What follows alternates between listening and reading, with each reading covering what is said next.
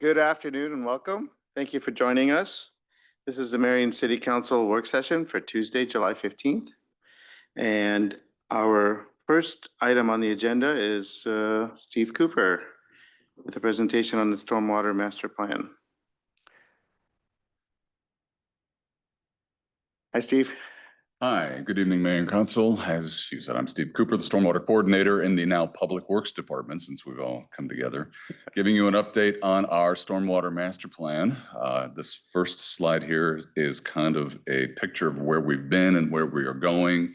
We've been here before to talk about the different phases, what it all is, what we're doing. Right now, we are going to talk about detention basin conditions assessment, and then we will come back next month and talk about modeling analysis. There's going to be a little bit of modeling today as well.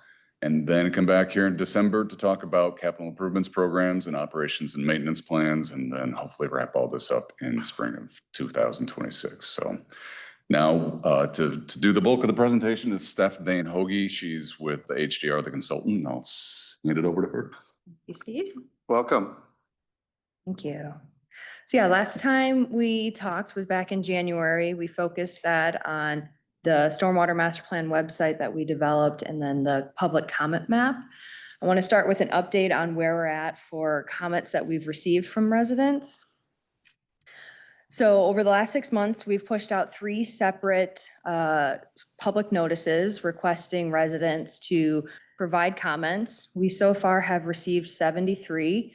I'm pretty excited about that number. It's really pretty good. We've done other master plans where we've seen as low as in the teens for comments. So having residents who are very engaged is very helpful throughout this whole process. And then also seeing that comments are spread throughout the city, it's not just focused in one small area, is really helpful for all of our other tasks. You can kind of see a breakdown there of the different types of comments that we've received. Most of them are just general flooding, looking at backyards, property impacts, and on roads. Then we have some that are more related to the storm sewer infrastructure. The comment map will be kept open through the end of this year, and so we'll continue to push out periodic updates after major storm events, see if we get any additional comments. But so far, we're really pleased with what we've seen. The next task that we've gotten started on is the detention basin condition assessment. Right now, we just have an initial plan as to what we're going to do for this task. The objectives and what our plan is to assess existing city-owned detention basins. And then we're going to provide recommendations for improvements or retrofits to meet current standards. A lot of detention basins in the city were constructed years and years ago. Design standards have changed. So what could the city do to improve the condition of these basins? We're going to do this by going out in the field and visiting each basin, and we'll be inspecting them for condition, looking at things like scour, sedimentation, vegetation, any issues with the outfall structures. The city owns about 65 detention basins and maintains them. We will not be looking at all 65. As part of this master plan, we're going to focus on the top 10 highest priority basins. Those are the circles and the reddish maroonish circles there. So we went through and evaluated all 65 basins, and we prioritized them using the criteria shown here. So we gathered city staff input, and then we looked at each basin to identify potential breach hazard.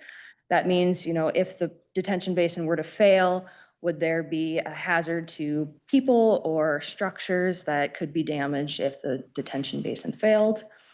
And then the last 3 criteria, we looked at model results. So we compared each basin to whether or not it met SUDAS criteria, which I'll talk about more later, flood hazard risk, and then how often it overtopped based on model results.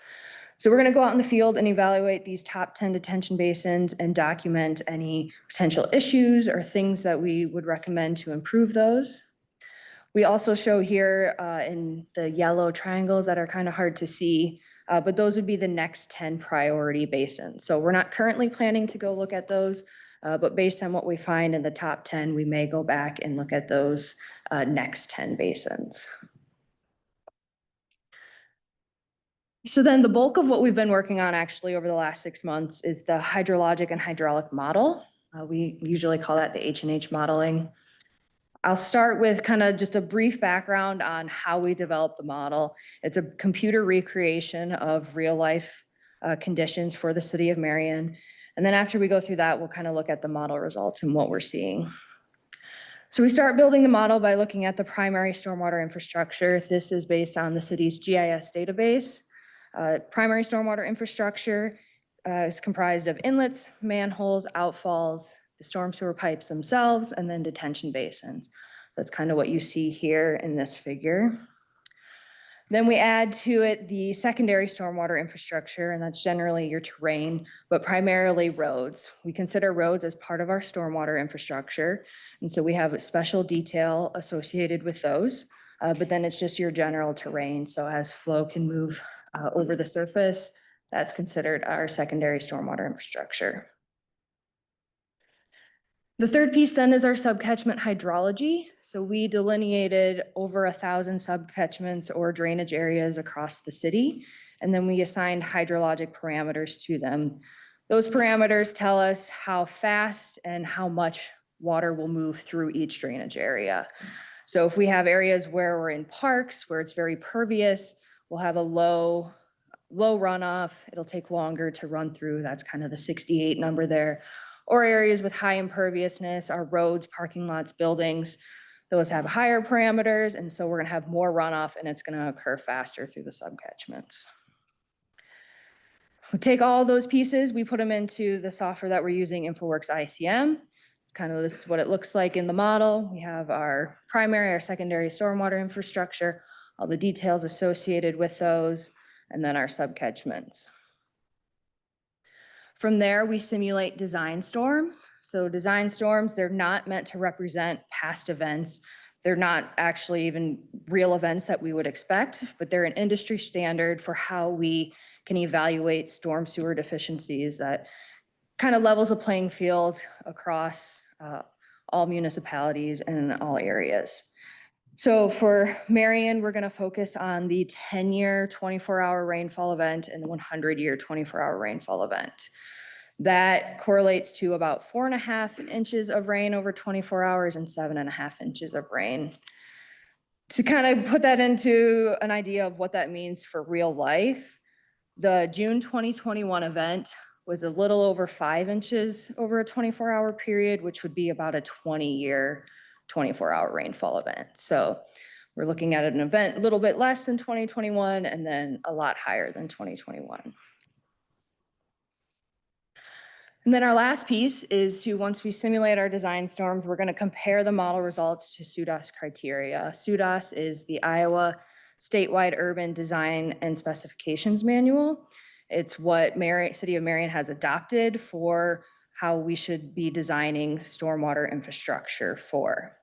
It goes into a lot of details on all the different types of stormwater infrastructure, how it should be designed and constructed.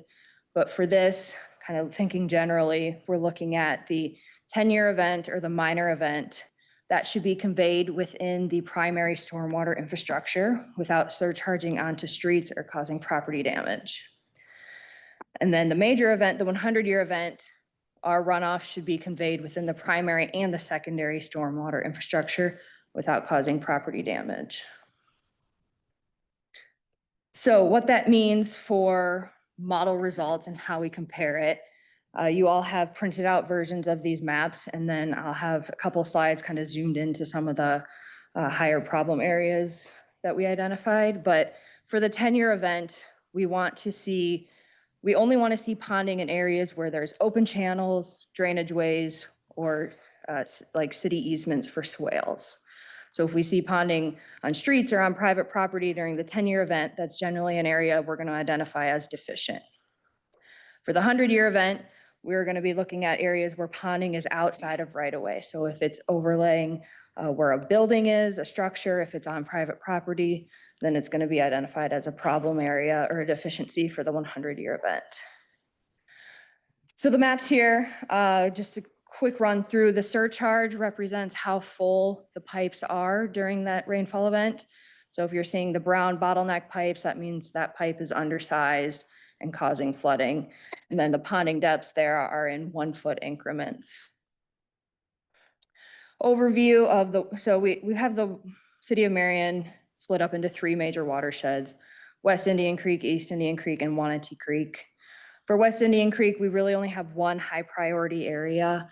The rest of the areas were definitely lower priority. There's mostly new development in this watershed. For the East Indian Creek watershed, we had 8 high priority or high problem areas. They're mostly in the central and south part of East Indian, where it's a lot of older Marion, where past design standards are not what they are today. And so the storm sewer constructed years ago does not meet current standards. And then lastly, Wanatee Creek, we have 1 high priority problem area here. That's on that southwest side that would be considered older Marion, but most of the new development on the east side of town generally meets criteria.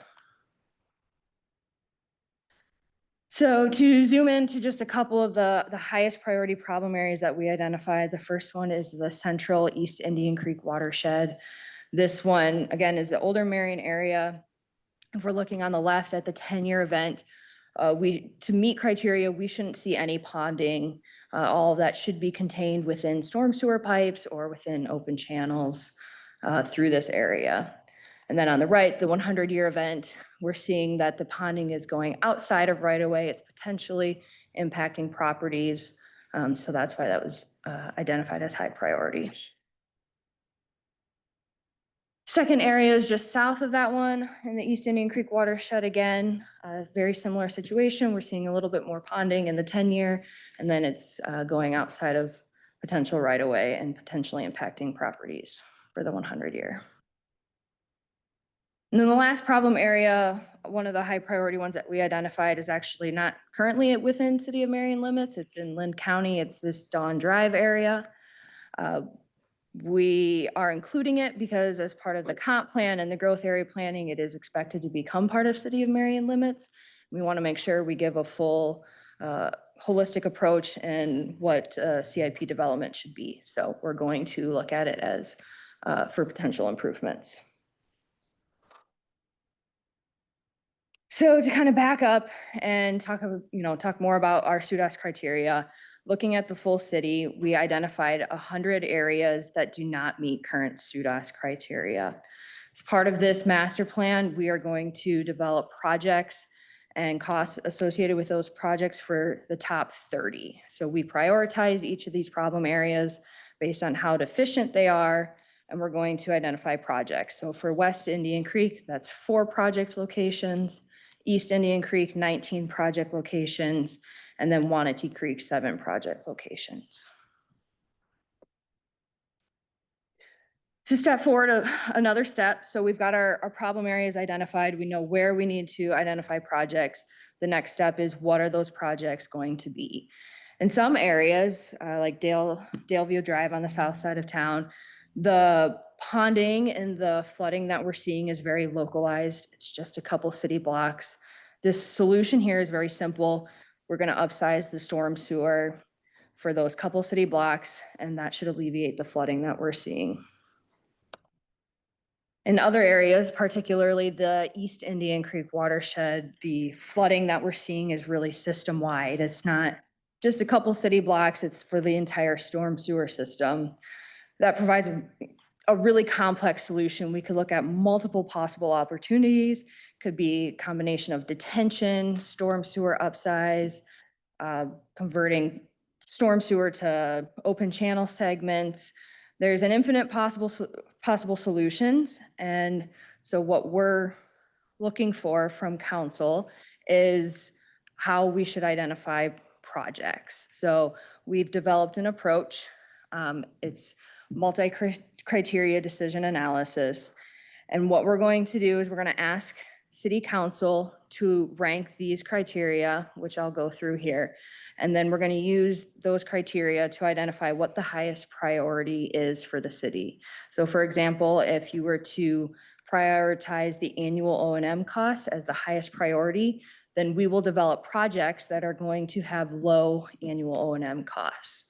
So we want to know what the priorities for the city are so that we're making sure that we recommend projects and improvements that are going to align with the city's wants and needs. So our criteria that we've identified for the city of Marion includes amenity-rich public space. This would be, if you had this as a high priority, it would lend to detention basin type projects that could include trails, green space, just amenities for the public to enjoy. Ecological enhancement, if this was a high priority, we would look at like wet detention ponds or wetlands that could be stocked with fish or waterfowl to provide an amenity for the public. Third criteria would be existing infrastructure risk. If this was a high priority, then we would look at what projects are going to most reduce the number of private structures that are impacted. Next criteria is water quality. Similar to ecological enhancement, we're going to look at projects. If that's a high priority, we'll focus on projects that reduce soil loss, nutrient reduction opportunities.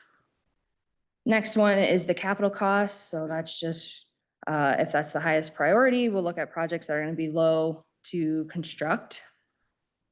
Next one, ease of constructability.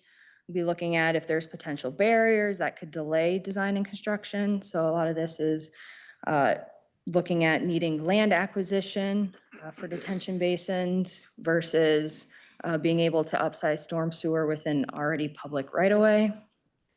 I already talked about the annual O&M costs, what projects are easier, cheaper to maintain versus maybe harder or more expensive to maintain. And then lastly, the social and economic impacts.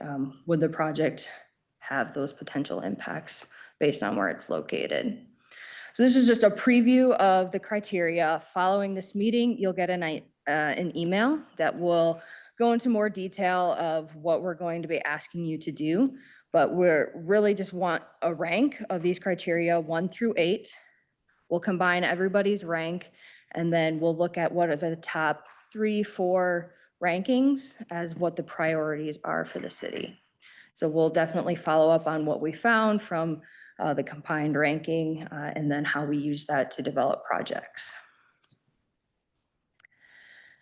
And with that, I can take any questions. Thank you. We'll take questions. Of course, Grant has a question. So if we can jump back to the criteria that you're asking us to rate, Yes. I need to qualify the question or the comment I'm going to make because I came out of an educational testing profession. It seems that all of these under in various locations, all or a good number of these could be material to the consideration for a project. And maybe a few of these may in fact be universal for all projects. And I'm making this up. I'm not sure it's right, but I'm going to say water quality.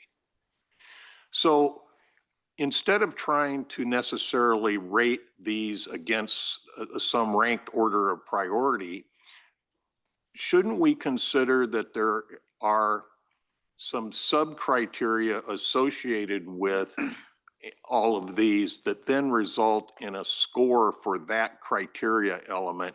And then you examine a project and maybe there's no ecological enhancement, so that area scores 0, but then maybe I used water quality as an example, that scores high. And then you just use all of the criteria and rated individually against the attributes and the characteristics of the project and its environmental environment, if that made sense, its location, and then let the aggregate score really drive prioritization within the CIP. Did any of that make sense? I hope so. So what I'm trying to say is I'm a little fearful that if we rate any of these criteria higher or lower from compared to any of them, under certain projects, they something that's rated normally lower by us might in fact be the higher order consideration that needs to be factored in. I guess I'm really saying, do we want to just levelize the criteria elements and look at how they might then in a scoring rubric be evaluated against each other within a given project? I'm following what you're asking. And the harder part for that for us is we still have an infinite number of solutions that we could then look at. So if we go back to like this area, for example, we would still end up looking at, like say we looked at only upsizing this area, we could then identify for all of those criteria what checks the box. If you're just gonna upsize storm sewer and that's it, you're not gonna have any water quality, you're not gonna have amenity rich, you're not gonna have ecological enhancement. Like it's all gonna be underground and it's just gonna get out of the system. If we looked at, so there's one alternative already looking at. Then we could look at, okay, if we put a detention basin here, does that solve the problems? No. Okay, so we need detention basin plus storm sewer upsizing, or detention basin plus making it into a channel.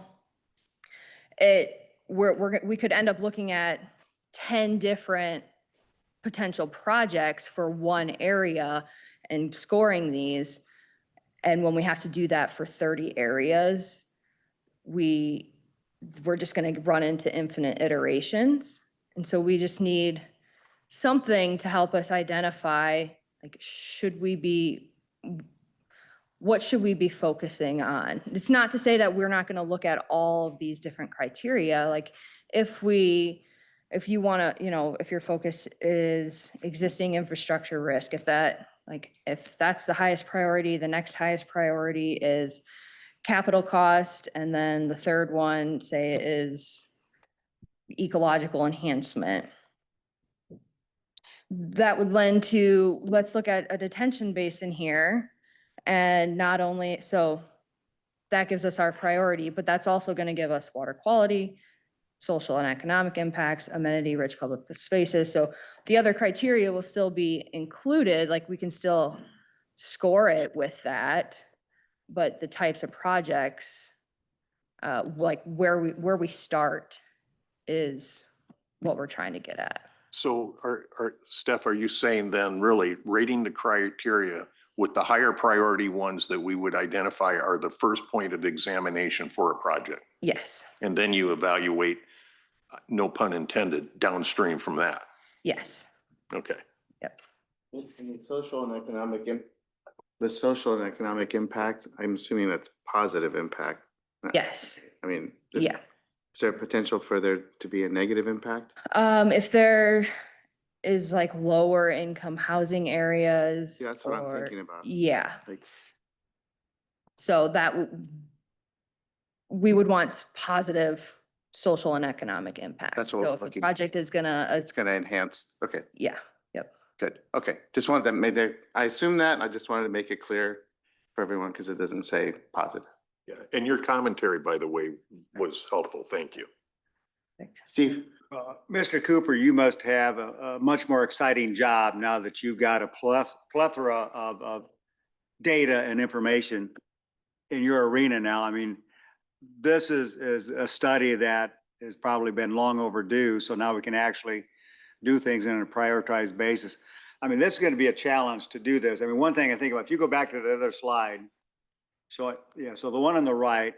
So the one aspect when I think about these things is, so the one on the left, I mean, that's a pretty simple answer. That's not going to affect that many houses. The one on the right affects a much larger neighborhood. A lot more people are impacted by whatever problem that is. So, and again, I mean, I'm assuming some of these also, you're not going to be able to put a detention basin in based upon the neighborhood, the location where the problem is. So you're kind of restricted, even if we pick some of these, you're going to be restricted based upon the project, that even though we think it's a high priority, you can't consider it because it doesn't fit within that specific neighborhood. So, I mean, so even if we prioritize some of these things, you guys know the specifics of these 30 projects. what can be considered and what can't. And again, I would be, I'm more concerned about something that affects a lot of people trying to fix that versus the one on the left is simple, shorter, easier to fix, but the one on the right is affecting, maybe 100 homes instead of 5. Yes. So, and that's information that we And- don't have. So it's going to be tough to pick those from a generic fashion, since you don't know the details of the projects you're looking at. So, yes, and that's generally where we just really need a starting off point. Okay. So we're gonna start by, focusing on projects that address this, and then we look at the area and say, well, we can't, you can't put an open channel here because of the terrain or Right. other things. So we're gonna look at this alternative. Okay, this fits within the priorities. We may not hit all of the priorities, but fits in with most of them. It fits in with the area. We're getting the best benefit. This is what we're gonna move forward with. I love that things are being done on a prioritized fashion. You guys are going to have a hit list that you can start talking about requesting and putting in the CIP, and then it's being done in a very well thought out, prioritized manner. So from that aspect, I think we are definitely accomplishing and reaching that stage that we were hoping to do with this stormwater study. So, I mean, from that standpoint, I think we're making great progress. So thanks. Gage? Yeah, thanks for this presentation today. It's a lot of information. Some of these projects are really big projects. And I'm assuming some of these timelines will be really long timelines overall. So especially for residents that participated and kind of taking part and leaving comments, and just for residents in general, I was just curious, what's that engagement piece look like going forward? So if I'm a resident that leaves a comment on this, what happens after? Do I hear back? Do I hear what the plans are in the future for that area? Right, so right now the comment map is set up where we aren't immediately providing feedback. As part of the final report and the plan that we actually put together, it will include a piece that documents all of the comments that we've gotten, and then we will identify, the comments in these areas. These are the projects that we identified for those. The projects are number 1 for priority, number 30 for priority. That will be all documented in the final report. Okay. But we don't have plans to actually go back to individual commenters and say, this is, based on your comment, this is what it is. It'll just all be documented in the final. But that would all report. be in the same space where Yes. they left the comments originally. It'll be, we can add it to that website that, okay, here, go to this page. This will have the PDF of your comments, but we won't be directly emailing or sending responses back to people. Okay. Yeah, I just think whatever we can do, especially since folks, take the time to do that and are obviously have like very individual concerns about their neighborhood, it would just be good to keep them up to date as best we can. So I appreciate that. Steve? So how much are these? So we've had 73 public comments. How much are those impacting everything that you're looking at? Or did that help you zero in on where to look at? I mean, what impact did those have on everything that's going on? So one piece it was used for, we used it to validate our model. Where, if we see a comment that says we have flooding here, did we see that in our model results? Generally, yes. There are a couple of areas, no. Then we identify why, maybe make model updates, make changes, or, maybe it was a sump pump issue or something not related. So it was definitely used for model validation. It did also go into the prioritization for problem areas. So the prioritization for problem areas, we used model results for SUDAS criteria, city staff input, the comment map, all of those. It was a piece as part of that for how we should prioritize projects. And then, it will go into the final report where we document what projects come out of it.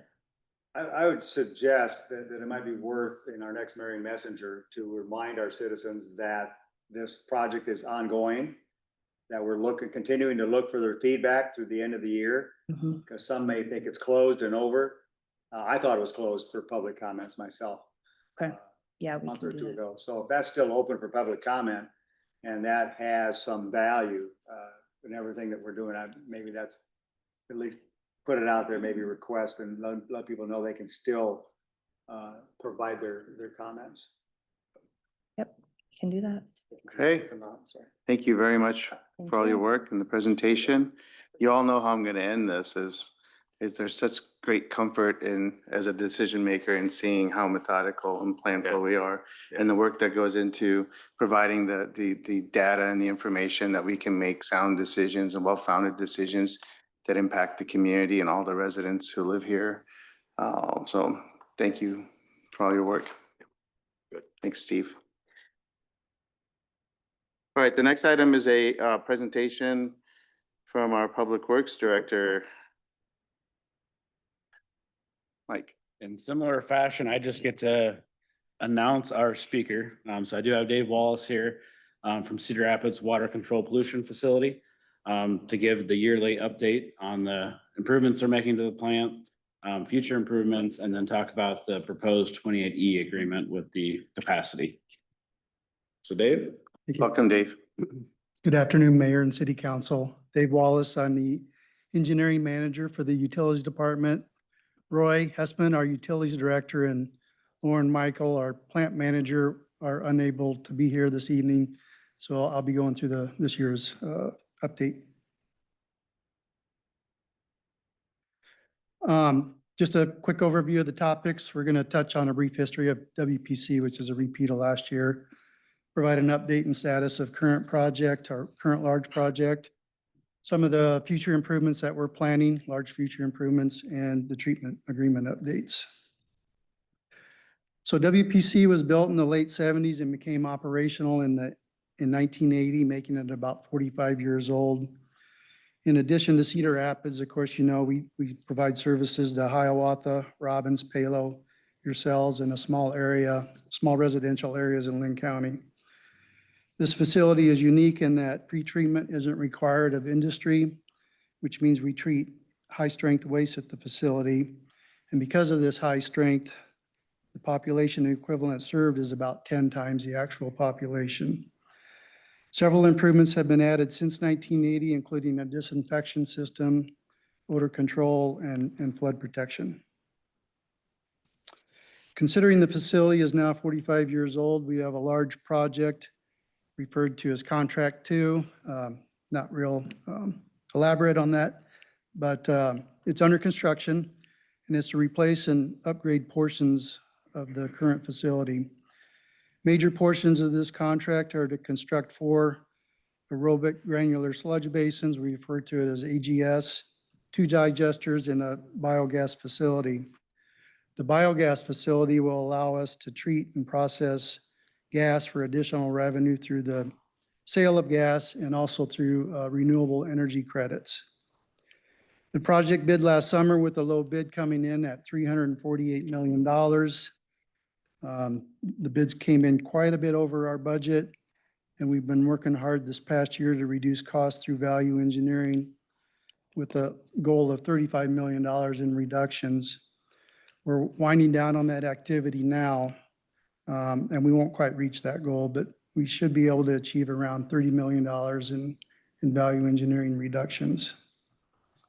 This project is being funded mostly out of state revolving fund loans, as SRF funds provide very good interest rates and some flexibility with timing when we close on the loan. So we're going to have multiple loans. Some are 20 years, some are 30 year, just depending on the facilities that we're trying to fund through SRF. The total amount of the SRF loans on this project were significant enough that EPA representatives from Region 7, which is in Kansas City, and national EPA, including EPA's top water official, attended a kickoff event last fall. Now that's a double-edged sword. Great, we're taking out big loans, get national attention, but you know, we're taking out big loans to pay for the improvements, and we all got to pay for that somehow. We are also tracking a possible tax credit for the biogas facilities. We won't be able to cash in on that, so to speak, till the end of the project, and that's when we can apply for these tax credits, is what it's called. They're going to be significant, so we're working hard to make sure we capture as much of that we can. It can result in up to $50 to $60 million in tax credits, so that's something we've hired a consultant to help us navigate that. This is a 4.5-year project with completion planned by late 2028, early 2029. Construction this year includes a new ash lagoon, which is shown in the upper right of the image. And this allows demo of an existing lagoon where the AGS facility will go. We'll also begin concrete pours for the AGS basins and the digester facilities. And new belt filter presses for additional solids handling capabilities will be done this year. Major improvements being planned are capacity improvements of the main lift station and primary clarifiers process, currently budgeted at $130 million. These improvements are scheduled to be completed in fiscal year 2034. We may be able to defer these capacity improvements due to the infiltration and flow reduction efforts that all the jurisdictions have been working hard on the past several years. Just some numbers. This has actually dropped our average daily flow from 50 million gallons per day, say 5-10 years ago, to about 40 million gallons per day now, which is significant. And we don't see the high peaks that we used to. We used to routinely bump up to 130 million gallons per day. And now the highest peak we've seen over the past 5 years is about 80 MGD. So it's a huge reduction in the flows we're seeing at the plant. So considering the higher than expected costs with our bid, the possibility of deferring capacity improvements, we will begin a master plan update this year to review the phasing plan, schedule, and costs. Now, under the treatment agreements, currently we have 2 agreements in place. One is for treatment and the other for capacity. Under the current treatment agreement, costs are allocated on a proportional residential flow basis, which is somewhat complicated and can be highly variable from year to year. Under the capacity agreement, the future capacity crest for Marion is a population of 61,000 people. And there are charges for additional capacity on the treatment agreement, which will be completed by the end of June next year, 2026.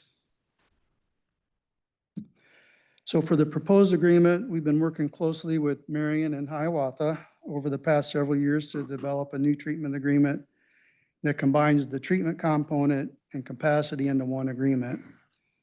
Items we've improved on so far include best practices for flow meter sites and maintenance, which has led to better meter locations in some cases. We now have access to each other's flow meter data to routinely check for inconsistencies. And we continue to work on the terms and conditions of the agreement, and I feel like we're getting pretty close to that. On a personal, I just wanted to add that I feel the collaboration between Marion with Kim and Mike and others and Hiawatha has really been excellent over the last several years. Really, our common goal is to do what's fair for all parties involved to the best extent possible. So rather than continue with the residential flow proportional method with a separate capacity charge, we are proposing a rate structure that is similar to our Group 3 large users, which is mostly the industrial users in Cedar Rapids. Charges will be based on flow and other loadings such as BOD and TSS. Flow will be measured and the other loadings will be calculated by formula based on population. The proposed rates would also include a surcharge factor to account for several items more significant, such as risk and bond rating impacts to Cedar Rapids. And the surcharge factor helps balance costs between Cedar Rapids residential and the other jurisdictions. Some reasons for switching to the large user rate structure include loadings from Marion actually meet the criteria for Group 3, similar to some of our large industrial users. It will simplify the billing structure. Annual costs will be more predictable. And even though Marion is mostly residential, the flow component is comparable to some of our large industries, even though some of the other loadings are much less, like BOD and TSS. So we did a comparison. The graph on the right shows how the industrial rate method, the orangish line, compares to the current method, which is the green line. While there might be more variability on a month-to-month basis related to wet months versus dry months, the total annual cost will be more consistent and predictable. With the current method, I did an example charge for June. Under the current method, you were charged $318,520. And using this proposed method, it would have been $344,000, or just under $23 per customer. While this represents about an 8% increase over what we were charging, I think it's important to keep in mind that we were planning on a separate capacity charge, and that's rolled into these industrial rate type method, or this large user rate method. So really, it's a less overall impact moving forward as we propose this new method. The plan schedule moving forward include review by each jurisdiction city's attorneys. They have looked at some of the drafts before, but we've tweaked some things, so we expect that process to go fairly quick. Each jurisdiction will do their own financial modeling to make sure it's in alliance with your overall financing. And then the hope is that we would have final approvals by December of this year with an effective date of July 1st, 2026, which is after that capacity charge expires. And then we intend to follow up with Robbins and Palo after we get these agreements finalized. And with that, I'll try to answer any questions you may have. Questions? You have one? Go ahead. Dave, thanks for this explanation of the fundamental difference between what we're doing and what is being proposed. The one question, or actually I have two questions. Regarding Marion's placement, I think you said, or consideration as a Group 3 customer. Can you go into just a slight bit more detail as to what qualifies us for that consideration? Because that's an industrial classification. Yeah, it's not necessarily an industrial classification, but our industries are the only ones that fit in that okay. right now. It's really the flow component. So right now, we have our typical residential, which is called Group 1. Then we have some of the higher users in that are qualifying in the Group 2, and they can discharge up to like 1.5 million gallons per day. And then above 1.5 million gallons per day falls into our Group 3 category. And Marion averages 3.5 million gallons per day. So you easily qualify under the flow component for that large group. I think I failed to mention this. There is a slight break in the rates by being in that Group 3 category versus our typical residential. So there is a slight break because of the overall volume, the overall loadings that come to the plant. So for example, our residential rates are going up 9% this year, and our industrial customers are going to see about a 7.6% rate increase. And it's because the BOD, TSS are staggered a little bit differently. Okay. All right. Then I guess this last question I have is really about the project underway in total. Things, in fact, Ryan and I were talking about this earlier in the week. What's the stability or the anticipation for stability of project funding and project credits? Because it seems like we're in kind of a volatile timeframe now where projects that have been on the books are now potentially being defunded or looked at differently by various funding sources. And so I guess I'm just curious, this is a long-range project and kind of what the stability of that funding profile is. Yeah, the way this was bid is that basically the cost risk is on the contractor at this point. We have our SRF funding in place, that's guaranteed. We have the contract in place, bar any unknowns or other change order type items that might come up. The only caveat of that is if it's considered an act of God, so to speak, that the contractor could negotiate, but I don't believe that cost increases due to tariffs or whatever fit into that category. So I feel like we're pretty stable with this project, even though it is a long-range project, another 4 years ago, Right. 3.5 years ago.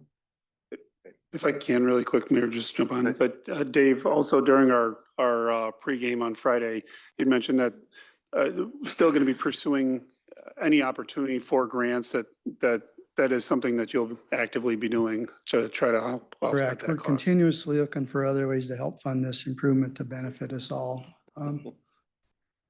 So Yes. it's a big project, that's for sure. Yes. Mayor, if I may, I would like to also, as Dave mentioned, just the work that we've been doing over the last 3-4 years on this agreement. It has really allowed us to challenge the process, question each other about how things work. We've made some great strides with being able, Cedar Rapids is able to see what our flows are. We're able to see their flow meter information. Justin Daly, who leads the sanitary sewer division, is able to look at our information along with Cedar Rapids' information and then have those conversations as why is your meter different than our meter? And just really following those around along with this agreement will also have an attached policy that talks about the placement of meters and where it makes sense to put those meters so that we don't have these wide, what do I say, not miscalculations, but it just doesn't always, if one meter's in the water and the other one's hanging up above, they may not read it all in the same manner. So working to have the same meters, both not only here in Marion, but Hiawatha as well. Also, we've had our Matt Wildman from HR Green, who is here today. He has sat with us and held our hand and challenged the thought process as well. I do also want to really appreciate Dave and some of those questions that we have about, is there that potential of being double charged for a capital project that is more operational versus that's truly capital debt service type, revenue project. And he really sat and listened to that conversation, listened to us and said, I see what you're saying now.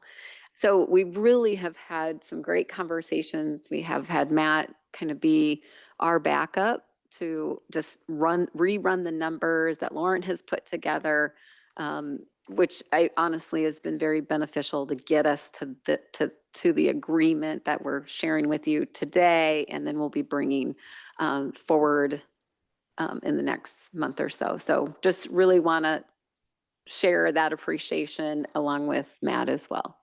Yeah, it's really nice to have that independent validation of some of the calculations and helps us move forward as best we can. Yeah, Matt's been instrumental in the collaboration as well. It kind of leads into like last spring when we did our annual presentation, we anticipated having an agreement in place well before now. But we really did a major pivot last fall and last winter on how we look at the rate structure and how we bill Marion and Hiawatha. And that's pushed our timeline back probably a year, I suppose. So we're working hard at it and we're collaborating as best we can and being as transparent as best we can and trying to come up with the best solution for everybody. Okay, any other questions? Thank you, Dave. Thank you. Thanks, Mike. All right. The next item is a presentation on the Healthy Lynn County Steering Committee work. Earlier this year, I was asked to be part of this newly formed initiative on the county level.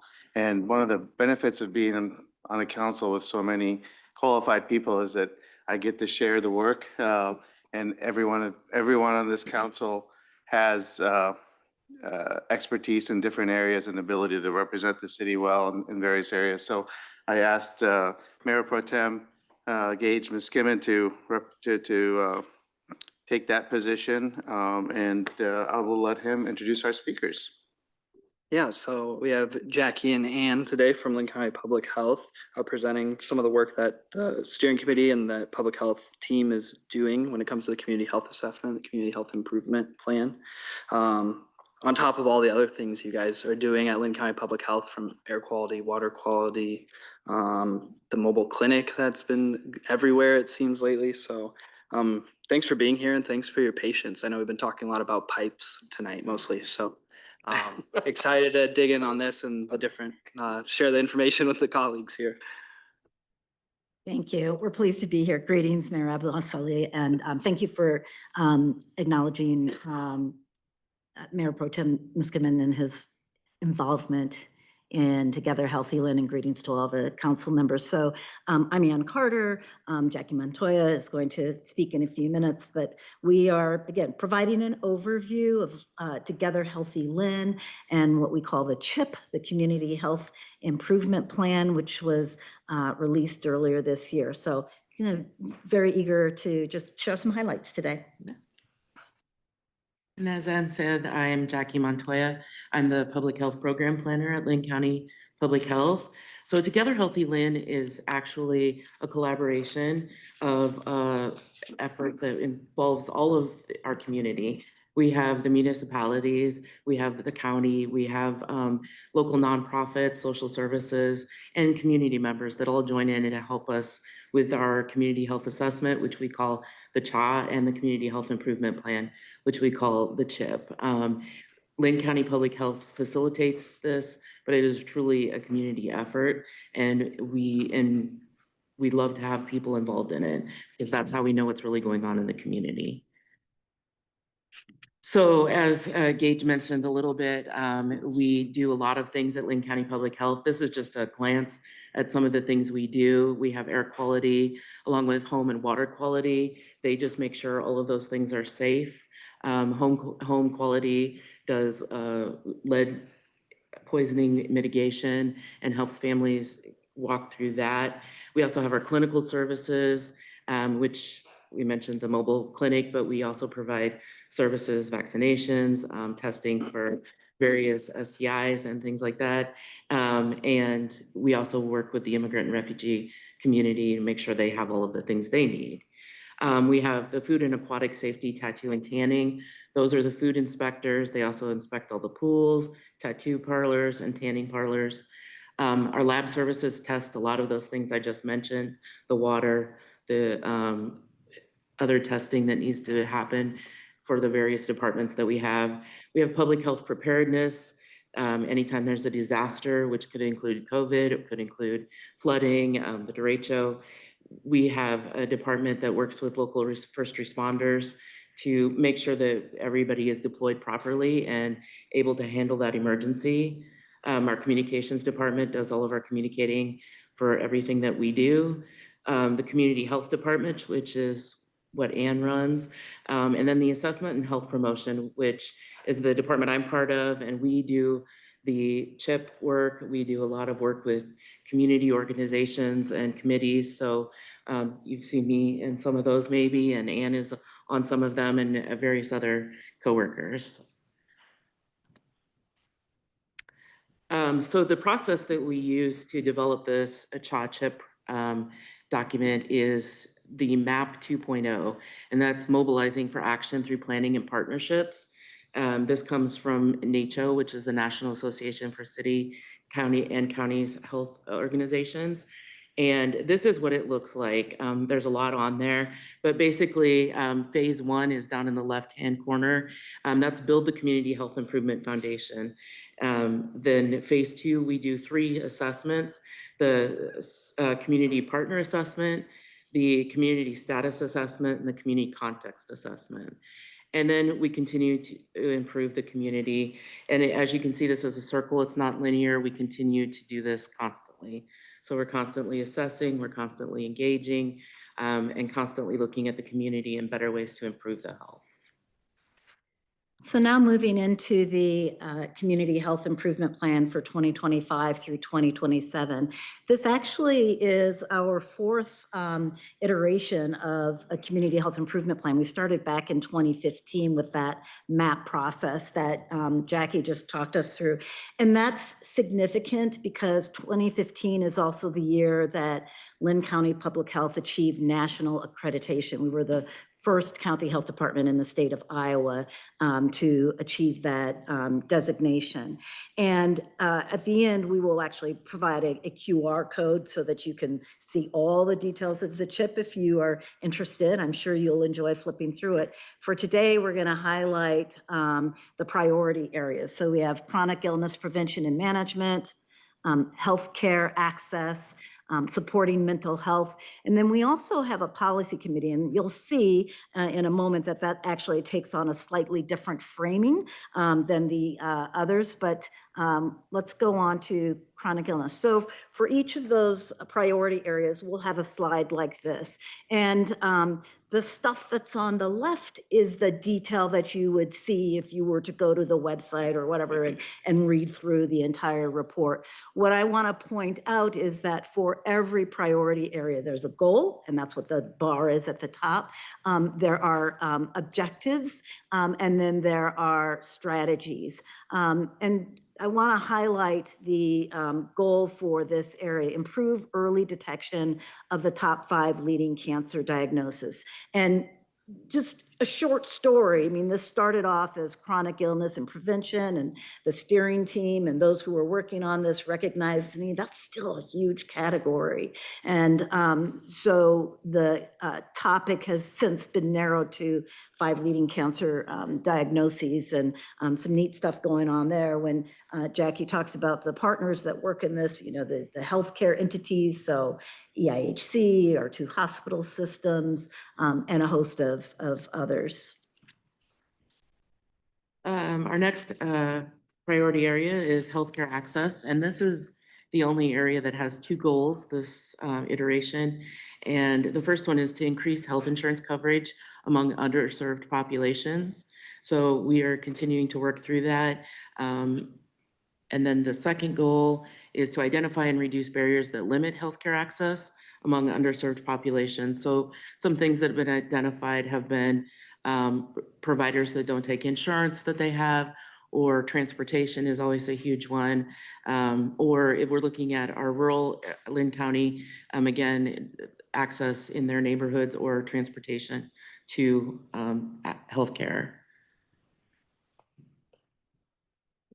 And then this third area, supporting mental health. So again, we started this process initially at Lynn County Public Health in 2015. So our first plan was from 2016 to 2018. It's interesting to note that every cycle has had included mental health in some capacity or other.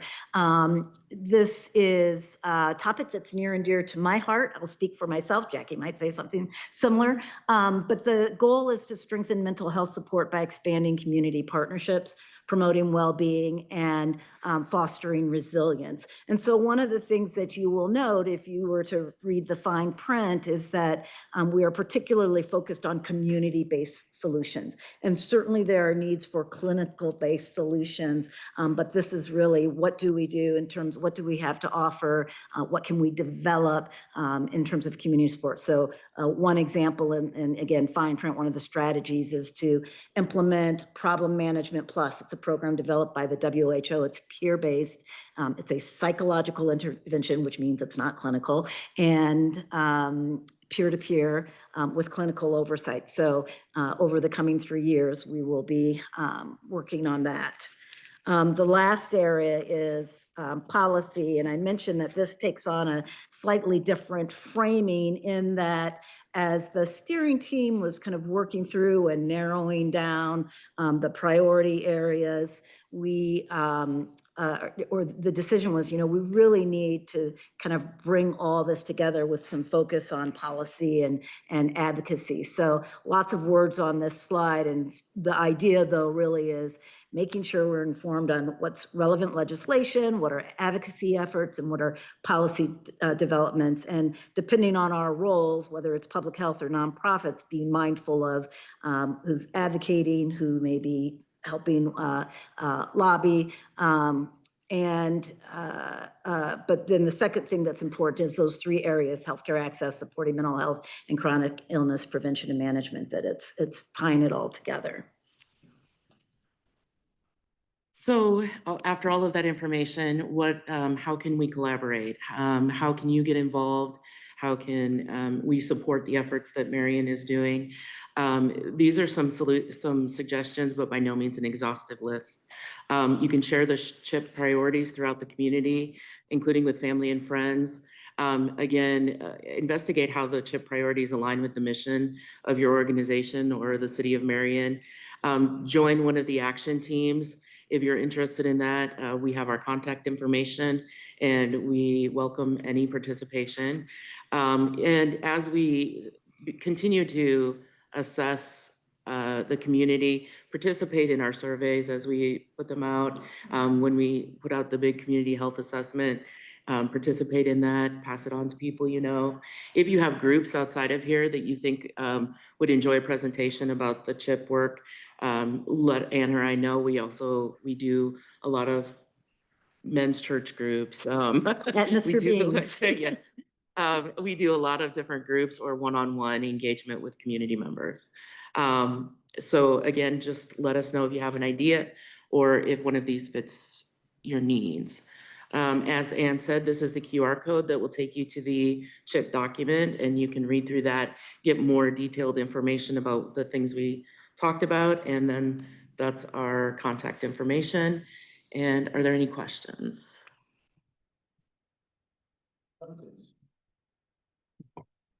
Anyone? Looks like Grant is formulating a question, but. It's a general comment. I just think, and Gage is involved in it, but this effort really, I think, tries to wrap together many different areas of endeavor that the health department is undertaking. And it's trying to, I think, in my view, my opinion is move it into something that has actionable, all of that effort has actionable impact to our residents. So I really applaud the effort. And I think I just opened the door for Gage to twist my arm to get involved somehow, but I'll digress on that point. We welcome all engagement. Well, we appreciate you coming in and making the presentation. I know the staff is more regularly in contact with the department, and we as council members don't have as much exposure and contact with the department and what you do. But I think it's important. So I really appreciate that you've come in to inform us on what you're doing. And one thing about Marion is that we value and love partnerships and collaboration. We think it's the only way to really get things meaningful accomplished. So thank you for your partnership, and we look forward to continued collaboration. Thank you. Thank you. Thank Have a you. good evening.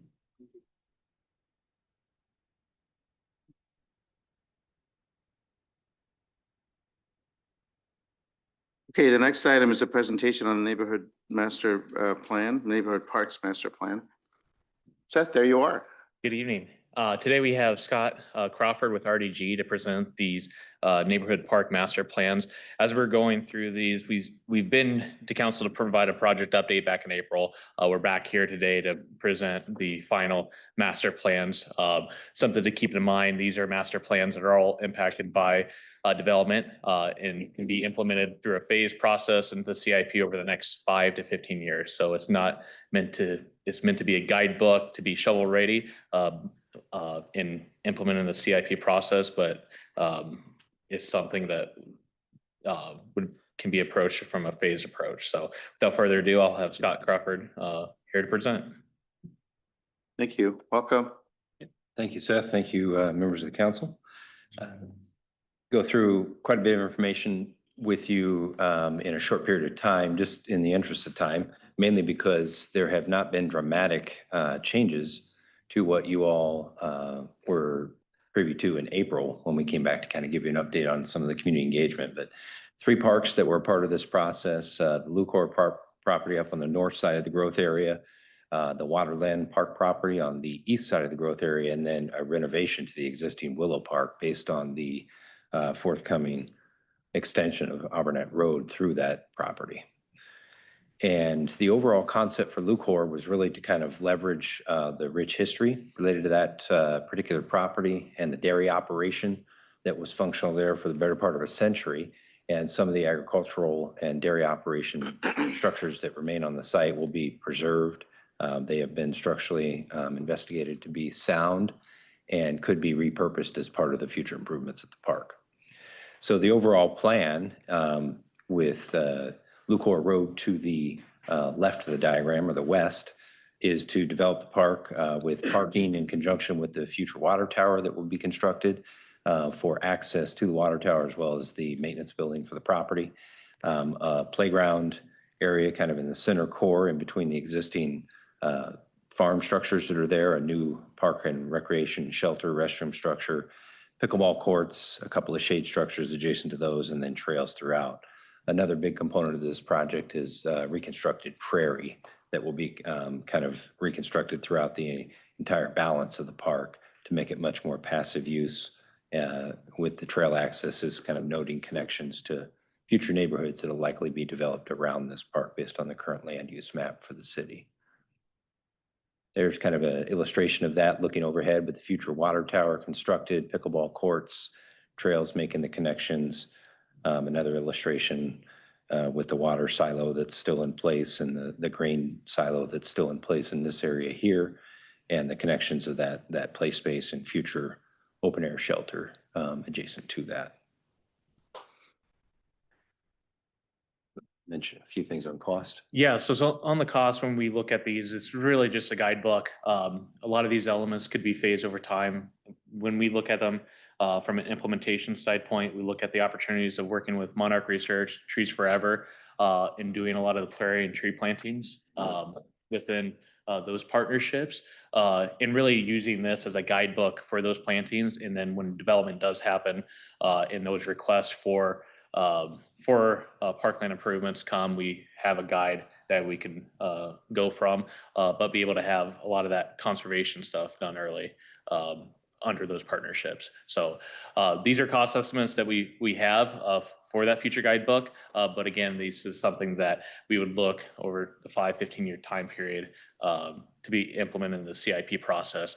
And it's really kind of spurred from the future development when it comes. So. The next property, the Waterland Park property on kind of the eastern growth boundary. This one, we did look as it relates to the overall city comprehensive plan and the future land use, working with the adjacent developer and the future anticipated development to the south of this property, looking at a potential future greenway connection. This is the park property here, the future park, or the future anticipated elementary school to the north. And this was looking at making that greenway connection down. And I know that the city is continuing to contemplate the concept of regional detention for the 400 to 500 acres of future development to be able to do that in a regional basin here that could be a wet basin and add some recreational value with a trail around it that then could be safely connected with the trail up to the future Waterland Park property. And in context, the way that kind of looks is the existing neighborhood that's been built out over the last several years here to the west, the park property here kind of to the east, that greenway connection that I mentioned over here, and then the future anticipated elementary school site to the north. And the concept with this park was really to develop neighborhood park amenities that you would traditionally see in other neighborhood parks throughout your community.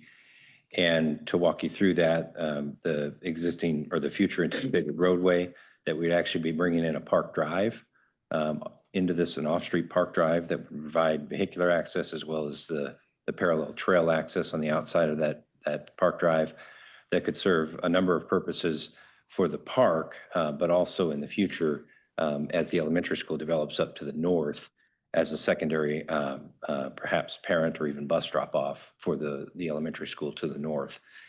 And the amenities within the park then would include basketball court, shelter, restroom, playground area, potentially a splash pad, and additional shelters around that splash pad.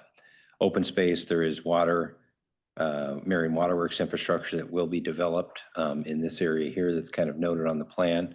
So preserving that as open space for, I believe the well is actually already in place, but future above ground infrastructure that will be put on the property there in conjunction with Waterworks. And then trail connections to get students and families safely from the adjacent neighborhoods that will continue to build out to the southeast and the northeast of this property to be able to navigate them both to the park and to the future school to the north. And there's a illustration of what that potentially could look like built out, kind of looking back towards the north, the elementary school property to the north here. And then again, kind of looking to the south with the playground area, open air shelter, restroom, another open air shelter adjacent to the hard court. Could be basketball, could be futsal, could be a number of things, but hard court space in that area. And then a similar formatted summary of development cost. Again, this is full build out for the park. Many of these parks likely would be phased as development continues to grow around them, but at least a point of beginning from an overall development cost. And the third park that was a part of this process is Willow Park, an existing park in the community. And this was really spurred based on the need to improve the park once the Alburnett Road extension is complete. And you can see it, which is noted obviously right in the middle of the slide here, as that comes through and makes that connection in the community and the bridge is built, it really does kind of take what was one park and bifurcate it into kind of two zones. And so the intent here was to make a safe pedestrian trail connection that would come through the park here and under the bridge, adjacent to the abutment, adjacent to the creek, make that trail connection over to the other side of the park for more passive use. And that's really what the kind of the west half of this park is intended to be, is more passive use recreation, open lawn space with a trail that comes in and around it.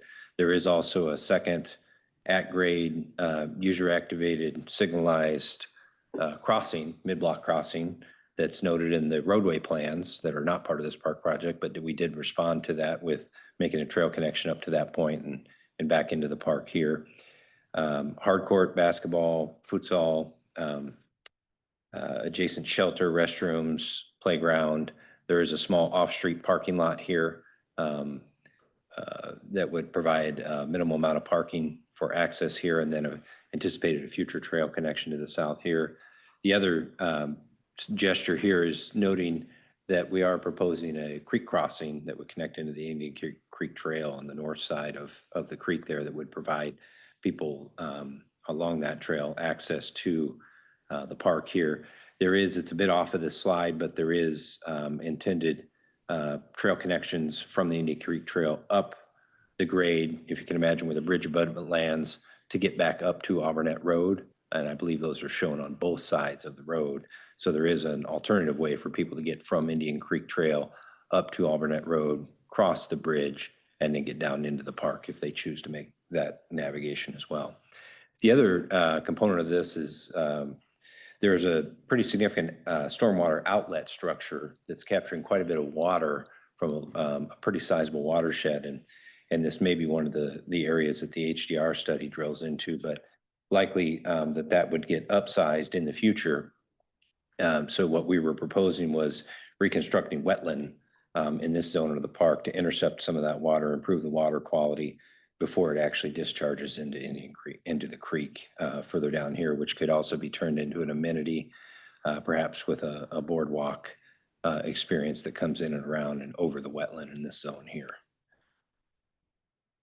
And that's an overhead illustration kind of looking back towards the northwest. You can see the Auburnett Road extension coming through the park here. That pedestrian underpass connection here underneath the bridge, the future bridge crossing across the creek, and then that reconstructed wetland area, playground, shelter, court, and parking. And there's another kind of ground view of that looking back towards the playground area with the restroom, the road extension kind of in the background there. And then the final cost slide on development costs for Willow. And something I will add to this too is this is also spurred from the Albernet Extension Road. And so part of that process was having an environmental study scan as done for it since it did cut through a park. And essentially what is needed is showing some sort that the road going through is improving the park in some fashion. It's an existing park that is tucked away and it will get more exposure with this extension. So it's not something immediately to address. It's still a guidebook for when we do those replacement projects for when the playground comes out of commission, we have a guidebook to work from. And we also have that information to continue the road extension.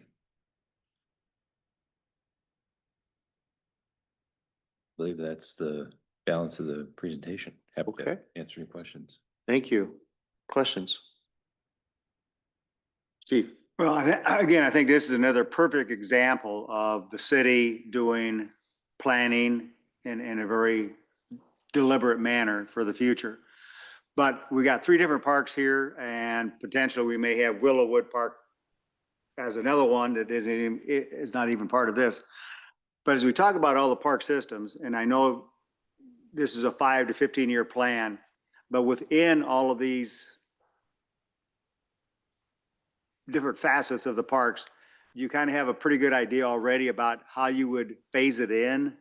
I mean, it's not showing on that, but as you were to say, I know development has to occur on the east side, you know, for Waterland, and some of that has to happen around Lucor. But if you were to phase in the park, do you already have a pretty good idea how you would phase the elements in? Yeah, I mean, having this guidebook really helps.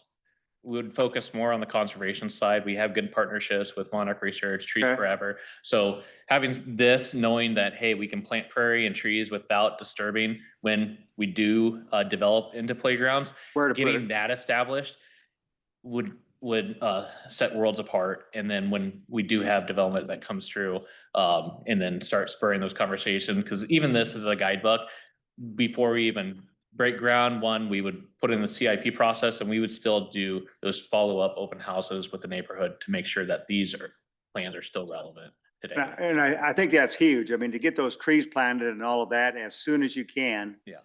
To provide that future shade and amenities for these parks, to me, that's big.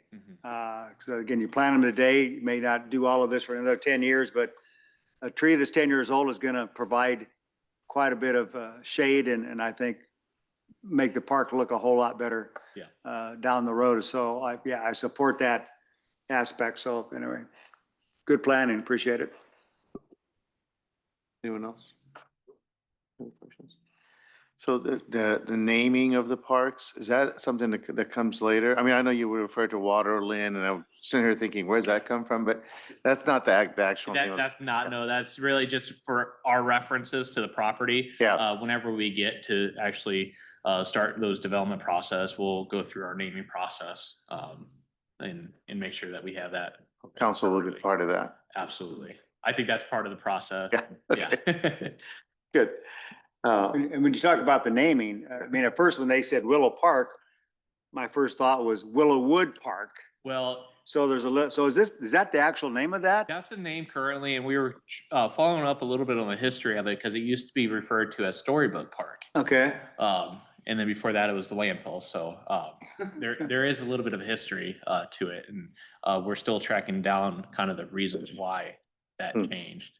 As we get these parks going down the road, I think having two willows might be confusing in the future. So if one of them might be able to be renamed, Yeah. I would probably suggest we consider that. So in other words, East Willow and West Willow, I don't think quite works, but some manner to maybe clarify one versus the other if there's a way we can differentiate. Absolutely. Any other questions? Thank you very much. Thank you. Next item is FY 26-27 budget, financial policies. Ian? Speaking of Hi. planning, right, we're just going to continue on and talk about budget and Yes. happy new fiscal year. July 1 did kind of mark the development and kick off our planning for our fiscal year 26-27 budget. So this is, of course, the first in a series of conversations that lead up ultimately to our budget work session in January and approval of our budget in April. The next meeting that we have, we will be covering the 5-year financial plan models. I'm not going to show everything on there, but I am going to highlight during the capital improvement program discussions this year. We are going to explore the opportunity or feasibility to skip a year of bonding this year, as we've been looking to spend our local option sales tax funds. And then we had a little bit of bond proceeds left over from the airport improvement program. As we start scheduling all of those out, we're going to evaluate and see if, in fact, we could skip a year. And then we always start with financial policies on this series of presentations because they provide the framework from within we operate, but then also how we formulate our budgets. This is the list of the policies. I'm really only going to touch on 2 today, but just wanted to provide the context behind this. We review these policies and have council approve them annually. This also includes a review from the Investment Oversight Committee. Thank you, Grant and Randy, who participate in that. We did modernize these policies the last couple of years as we revamped the budget process. We're not recommending any major changes this year, aside from some administrative changes to the purchasing policy.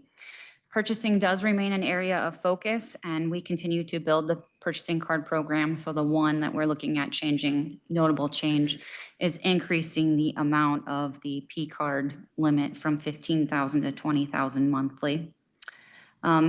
I also wanted to give a shout out to the finance team. Not included on this list is the travel policy that was approved with the employee handbook on July 1st. Just kudos to my team, Caleb and Greg, and any of the employee staff that helped in that policy because that was a huge overhaul and revamp. I'm going to pause right there and see if council has any questions on any of the policies. And then I'm going to touch very briefly on the debt management policy. Go ahead.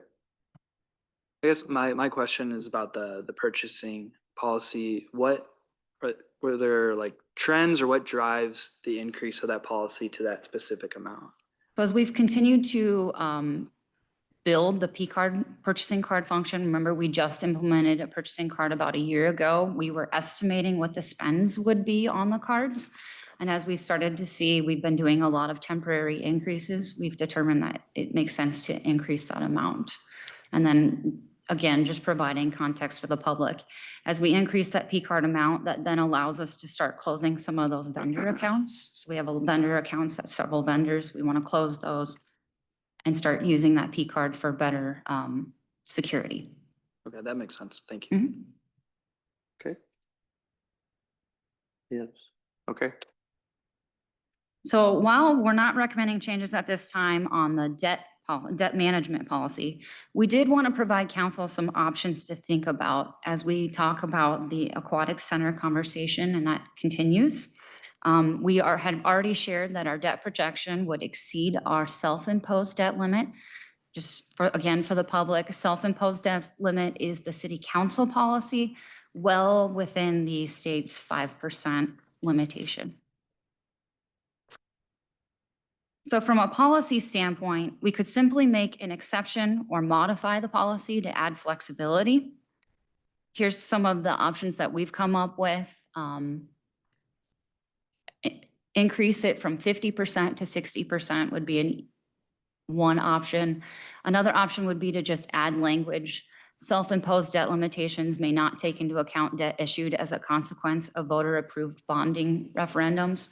That one is a little more complex administratively because we do tend to tie everything into one bond for a year to save on issuance costs. So we don't necessarily keep our bonding voter-approved separate from the rest, but it is something that we could manage and do.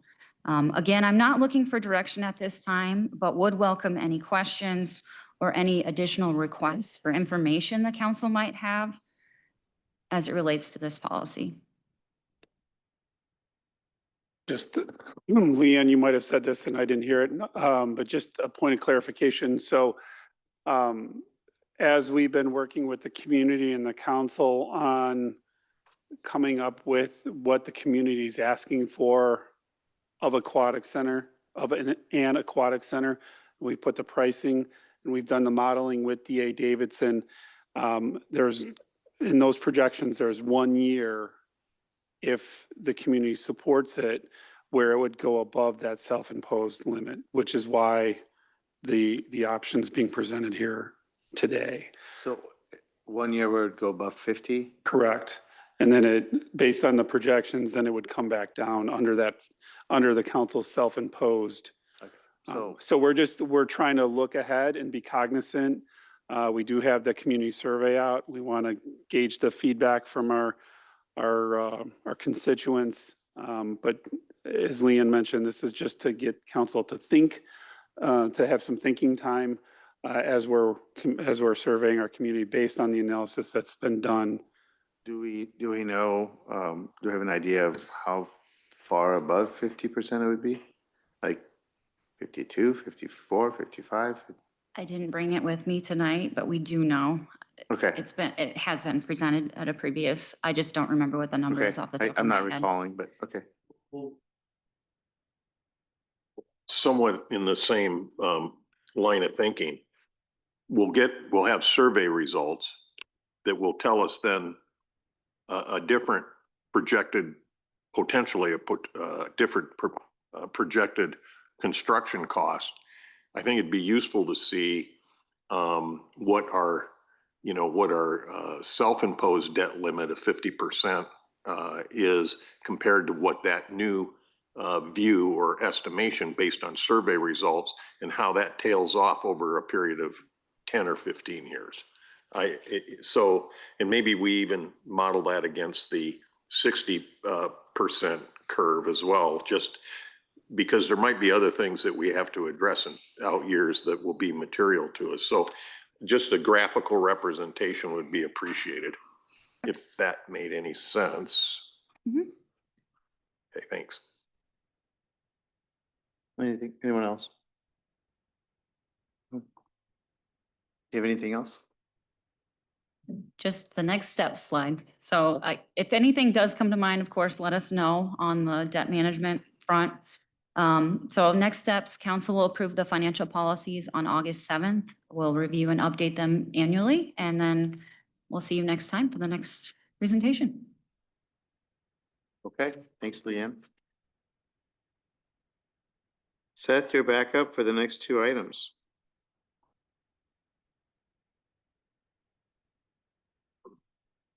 We have Drew Mullenhour here today, our park maintenance manager, to present this item. He's also our certified pool operator, and I think he's also kind of our IT representative with everything with the central plaza, from the cameras, door access, and lights, and so he'll be able to guide you through this process here. Good evening, Mayor and Council. Here to talk about the Central Plaza water feature. Currently, the water feature is operating that sits like where the holiday tree will sit inside the ice loop. The water runnels are not operational at this time. They're still spilling out with the high pressure of the larger pump that's on them. That's something that we're still working with Rennerneck to resolve. So currently those aren't operational, but the center water feature is. So currently there is music that is running Thursday through Saturday. During the majority of the operational time, currently the water feature runs until 10 PM, so it shuts off a little bit earlier, so it's not into those later evening hours. Donor signage is going up. They've got a lot of the signage completed in the depot. There's still some of the larger donor signage to go. But there's also some that's on the exterior of the depot as well as throughout the parks.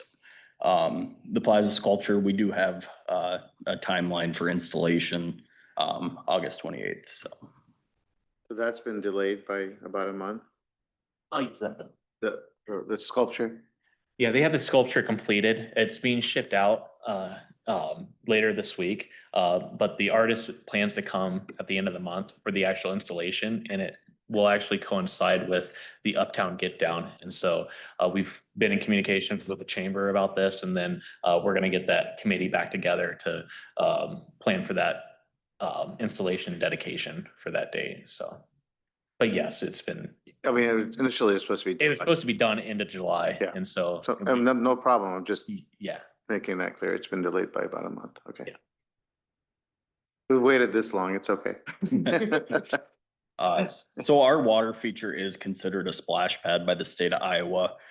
So it goes through all the same requirements as any splash pad, and it is a recirculating system. So it's basically treated the same as a pool.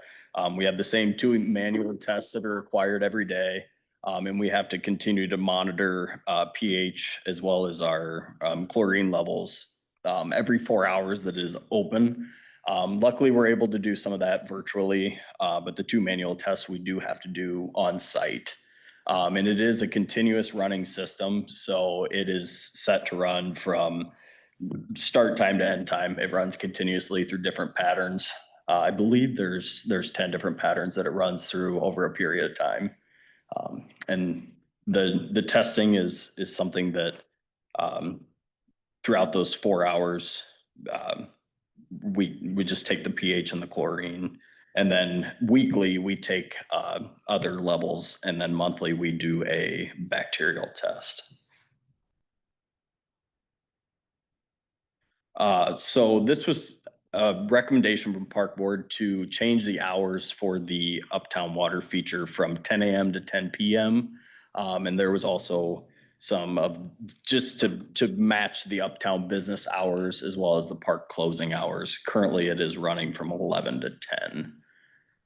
And we are just looking for direction to see if you align with Park Board's recommendation. Is there anyone who's opposed to that recommendation or has any strong feelings? Go ahead. Yeah. So does an additional hour per day, and would this be uniform 7 days a week? Yes, yep. Okay, I guess I'm just wondering, is there anything unique about an additional hour per day that results in increased maintenance or testing that we need to do? So our testing will remain the same. We can complete a test as long as we're within 4 hours of close. We can still complete our regular evening tests at 7 PM that we're currently doing. So it will not add any extra testing. We will still have to do the testing before open, just as usual. I will note, however, if we do change the morning times, we do have to change essentially staffing schedule just to correlate with that. So if we have a 10 o'clock opening, we'll test at 9:30. If it's 9 o'clock, we'll adjust to 8:30 and then go 4 hours to that. So when we do the adjustments, we also need to follow up with some scheduling changes to just accommodate to that. So sometimes it's not as easy as just flipping the switch. It's also going to be some technical things to work through. I will say too, we noted this with the chamber, and this is something too that we'll review at the end of the season to accommodate. We understand that Iowa is a state of multiple seasons, and so we get summer is definitely heat, but we get typically some different types of weather in the spring and fall.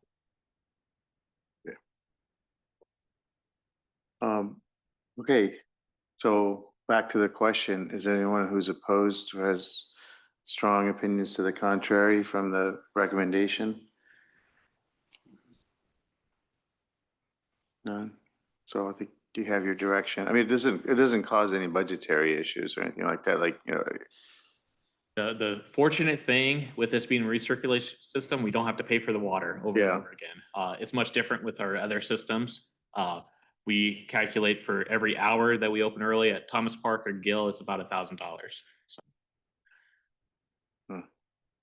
Okay, and, oh, Will, go ahead.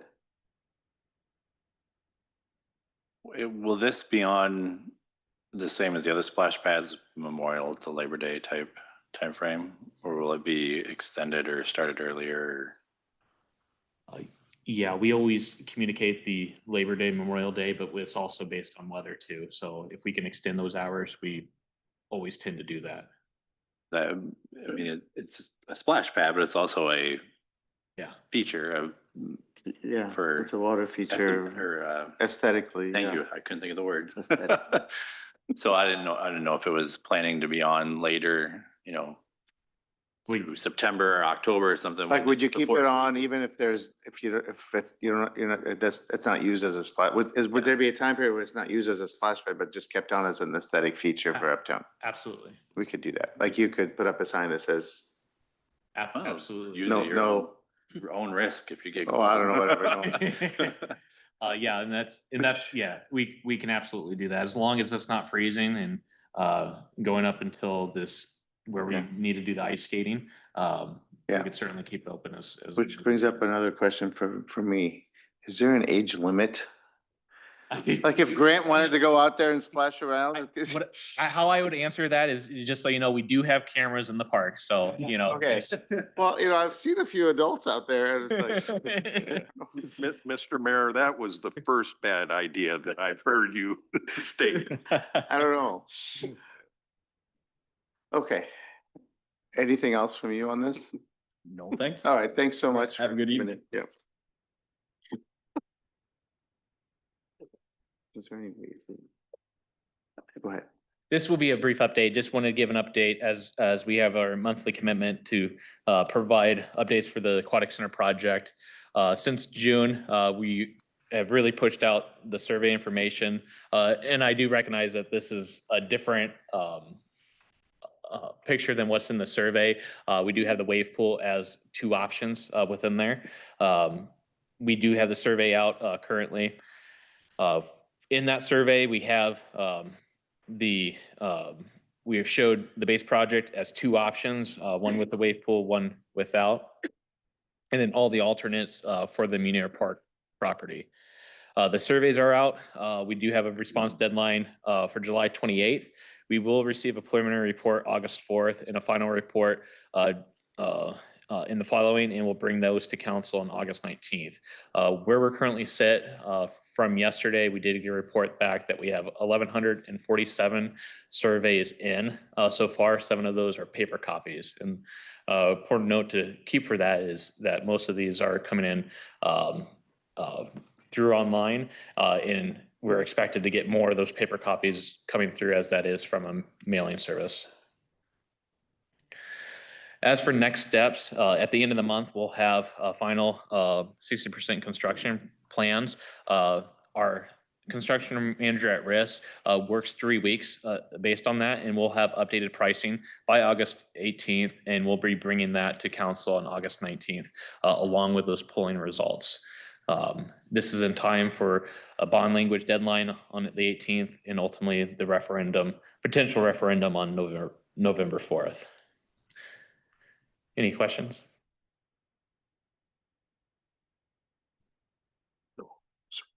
Go ahead. Yeah, Seth, you said you had 1,100 and some? 1,147 surveys as of Monday, July 14th. So that is, I think, 2 times a statistically valid sample, just a point of information. Any other questions for Seth? Okay, thanks, Seth. Okay, our final discussion item for this evening is Community Development Department Planning Division discussion. Welcome. Good evening, Mayor and Council. Emily Houston with MSA Professional Services. I'm joined by my colleague Shannon Gap. We're here on behalf of the Planning Division. we've been working with them to kind of start looking into updating their fee schedule, and would just kind of like to walk through what that process has been like and kind of what we're hopefully moving toward, and to hear any comments, questions, concerns that you guys may have, as well as any direction. So starting off, why are we looking into updating the fee schedule? The majority of the planning division's fees haven't been updated since 2013. So we, along with staff, just don't believe that those numbers are super accurate to what the fees should be anymore. They're not completely covering the cost for a lot of the current services that the city is providing, as well as due to recent code updates, there's a lot of additional work and time that's going into providing these services that is not being covered by the current fees. So we have essentially taken a very data-driven approach to these fee updates. We have been collaborating with Marion. We're MSA Professional Services. We do, it's called Planner of Record or on-call planning services for a number of different communities across the Midwest. We have 17 different office locations. So we work with a lot of different communities, have seen a lot of different things in a lot of different places. We primarily do that type of service in Minnesota. So we've been working closely with Claire Stickler from our Minnesota office to work and gather information on what her clients have been seeing, what their tasks are, what their associated fees are, and taking a look at those. And then we dove in a little deeper into benchmarking against our comparable cities. So just to name a few, North Liberty, Johnston, Bettendorf, Cedar Falls, Iowa City, Cedar Rapids, that kind of common list that you guys are used to seeing. But our overarching goal is to recover those costs and support additional sustainable development. And we are also streamlining our fee. So we are essentially consolidating. Essentially, we are taking different categories and combining them together to make it more simplified, reduce duplication, and essentially putting these into categories. So seeing what goes into minor subdivision, what goes into exceptions to zoning, and making it a little more simplified and easier to understand. And then another thing that we're looking into is new fees. So these would be for services that are not currently being charged for. There are a number of them that currently don't have any fees that we feel that take significant staff time, as well as, we put out maybe notices to the public, or there are additional board and commission meetings that staff is attending for these. And so we kind of pulled a lot of numbers from the comparable cities, as well as our clientele, to start looking into the ranges. And the numbers that we've come up with are kind of the averages or kind of middle ground of what we're seeing in these ranges. But these would be completely new fees that would be introduced to the city. And then the last category would be updating existing fees. So we would be increasing the prices for all of them to help cover that cost of staff time and kind of bring that money back in. And we feel this is important just because we don't want taxpayers to be subsidizing any private development. We would like these projects to be paying for themselves in a way. So again, looking at these comparable cities and kind of finding that middle ground of a new recommended fee. So another component of this will be developer outreach communication. We'll be developing letters to be sent to inform the developers of these changes. So information like key dates, who to contact if they have questions, where they can find additional information, everything along those lines. We definitely encourage questions and concerns that can be done via email or letter. And anyone and everyone is invited to attend these council sessions, whether that's online or in person. I'm going to pause here so we can ask if you have any questions about kind of the fee update portion of this, or any comments. So the increases, the increased fees, are they in line? I know you said North Liberty and Johnston and wherever, but are they in line with our metro communities? I mean, that's who really, I mean, someone wanting to develop in this metro area is gonna be looking at the fees in Cedar Rapids, Hiawatha, and Marion. I mean, I'm not even considering Iowa City region, but just like here, if somebody wants to develop land in this metro, Yeah. they're gonna be looking at Hiawatha or, Cedar Rapids Yeah. or Marion and comparing the fees. We Are we- certainly did our best. There were certain ones that they don't currently have fees, but we still feel that it's important for Marion to charge Okay. for them. So that's when we started looking outside a little bit. Okay. Right, but I don't know, like the plan review fees and what all those, those are generally in line with what our neighboring communities are charging. Yes. Oh, did you have something? Yeah, I was gonna just add, to the comparables, so the city council established a comparable community policy, which incorporates the Hiawatha, Cedar Rapids, so our neighboring jurisdictions as well as some others. The one thing that, we've had quite a few conversations with council over the last couple years regarding fee updates as we've gone through. I know one of the last times we brought some fees before, it was for engineering, and last time those were done were 2008. We've certainly been going through and looking at, our sewer rates and refuse rates, and the thing that we've heard loud and clear from the council is just being mindful of the impact to our residents. We are always trying to be as efficient as possible with our expenses and try to keep the cost of doing business with the city as low as possible. With respect to this particular section of fees, this is a user fee, which is different than like the refuse and recycling fees, where our community gets it, it's provided, that's a service that we are providing in general. With these types of fees, somebody is coming and asking us to take our staff, review a permit for the benefit of that individual or that developer.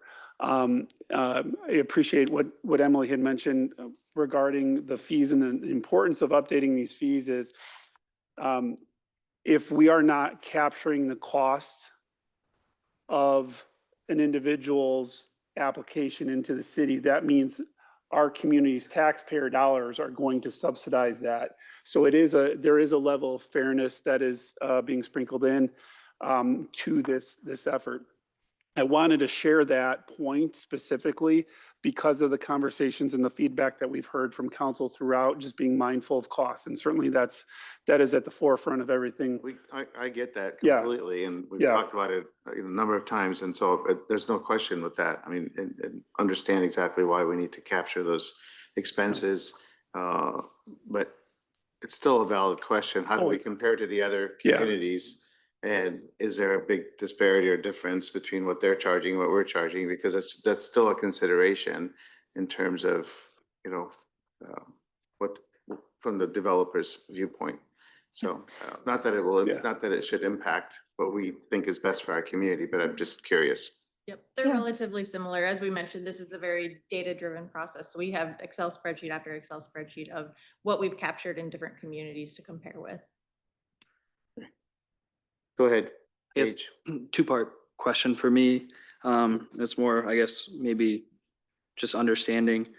But I guess how do you guys and how does other members of staff kind of feel these fees would impact like smaller developers or like nonprofit developers, especially when it comes to like neighborhood improvements or infill projects? And then my second part of that, do other communities have sort of a, not necessarily like a full waiver system, but different rates depending on what the project is? Or is that not relevant necessarily to like neighborhood improvement projects or infill projects? Does that make sense? Yeah, I can definitely answer the second one. When we looked at the numbers, most communities had a set price of here's what the fee is going to be, regardless of what that project is. There were a couple that had maybe a range. One of ours did, I believe it was preliminary plats. We would go by acreage, 0 to 5 would be 500 and stuff like that. But for the most part, we saw that they just, for a certain category charged one number. Okay, because yeah, I guess my overall concern when I think about development comes to more neighborhood and community improvement and those infill projects. And I think those are already kind of projects that are hard to get developers to pursue because the profit isn't necessarily made in those projects. So for me, I do have that concern of, are we adding more fees that make those type of projects even more of a reason for folks not to pursue? So that's kind of where my head's at with that. Ryan has something to add to that. Yeah, the fees, I mean, this is a comprehensive review of the fees. The fees are they're gonna be scalable. So more of the infill, the smaller projects, like those are gonna we're gonna talk about a concept for some of those larger development projects. So like these are pretty standard throughout. Infill, a lot of it's just based on the time that staff would have to go out and do an inspection and the quality of the plans that we get. If it's not and there's more time that's added, and then normally there's kind of an accelerator on that. So these are pretty standard for infill or new developments. What we'll talk about is more of kind of a concept of how to collect the fees for some of those larger developments that do require a lot more time and attention, and the allocation of city resources vis-a-vis staff time or outside consultants. But these are pretty standard fees, especially when you talk about infill type developments and kind of smaller projects. Okay. Yep, I appreciate that context. That's kind of what I was looking for. Thank you. Okay. Okay. Oh, you have some, yeah, great. Ryan has some. I do that. Ryan, this may be more for you or Leanne. So I certainly appreciate the effort that's been made in order to calibrate what is being proposed against a sampling of our comparables, and also with some benchmarking to other communities. I really appreciated that. I think that information was in detail in the staff memo. My question is, and if we can just back up to one of the slides that, yeah, that's the one. Only using this as an example, but our preliminary plat, existing fee 150 plus, so it must be a range of values there. For, let's say that these are all services we're providing on a subsidized basis. And so the question is, are we now measuring the labor cost associated with, let's say, a preliminary plat? And where I'm going with this is, it seems we set these adjusted fees to match with comparables, but do we intend to implement a mechanism, say, for the top 5 services, that over time we calibrate what is our true labor cost in order to deliver those? The answer is yes. That is what we are striving towards. This was a conversation that I had with Councilman Jensen on Monday during our check-in. And that is, we as an organization are maturing to the point that we are getting better at performance indicators, our performance metrics. That is something that we have in some areas. Like for instance, fire department is going through the accreditation process and is establishing benchmarks, establishing performance indicators that we will be striving for.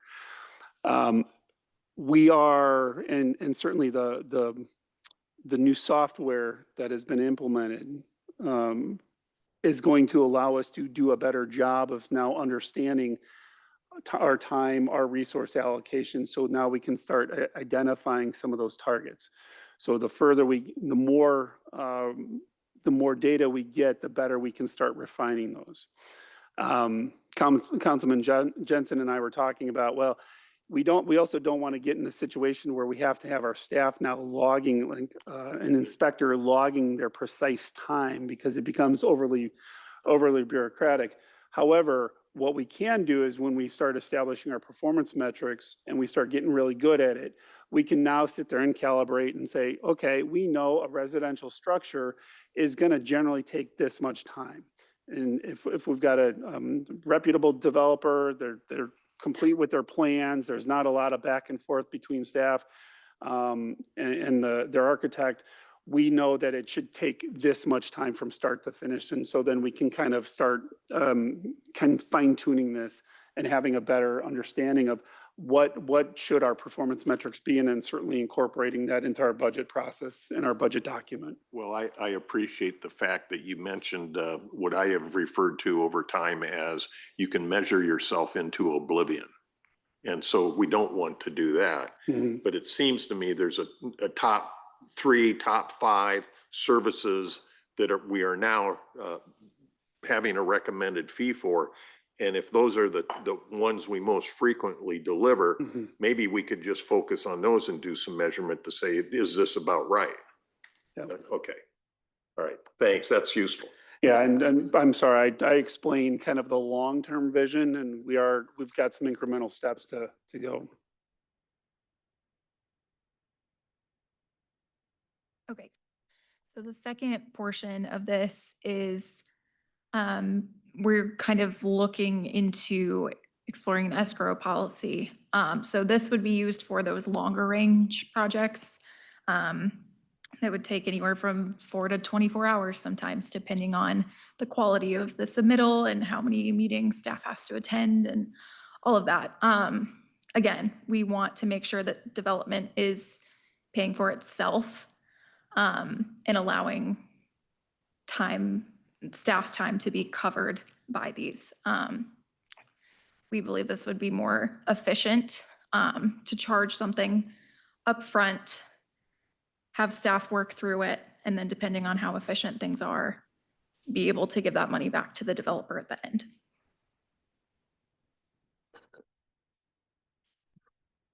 Any questions on this? Questions on that? Okay. Can I add something? Yeah. So this is something, this escrow policy, this concept, this is pretty prevalent in surrounding states. It is kind of gaining some traction in some areas within the state of Iowa. But this does allow for more efficient use of staff time instead of having to, with larger developments, we can make sure we're collecting some of that money up front.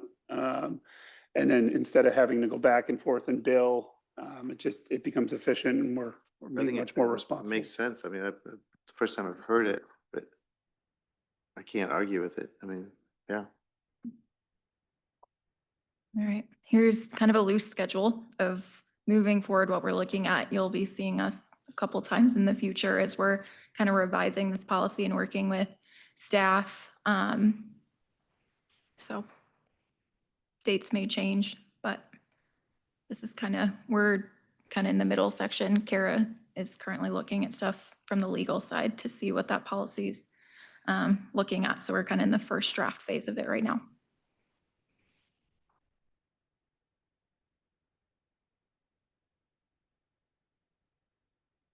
Will we get to review the escrow policy?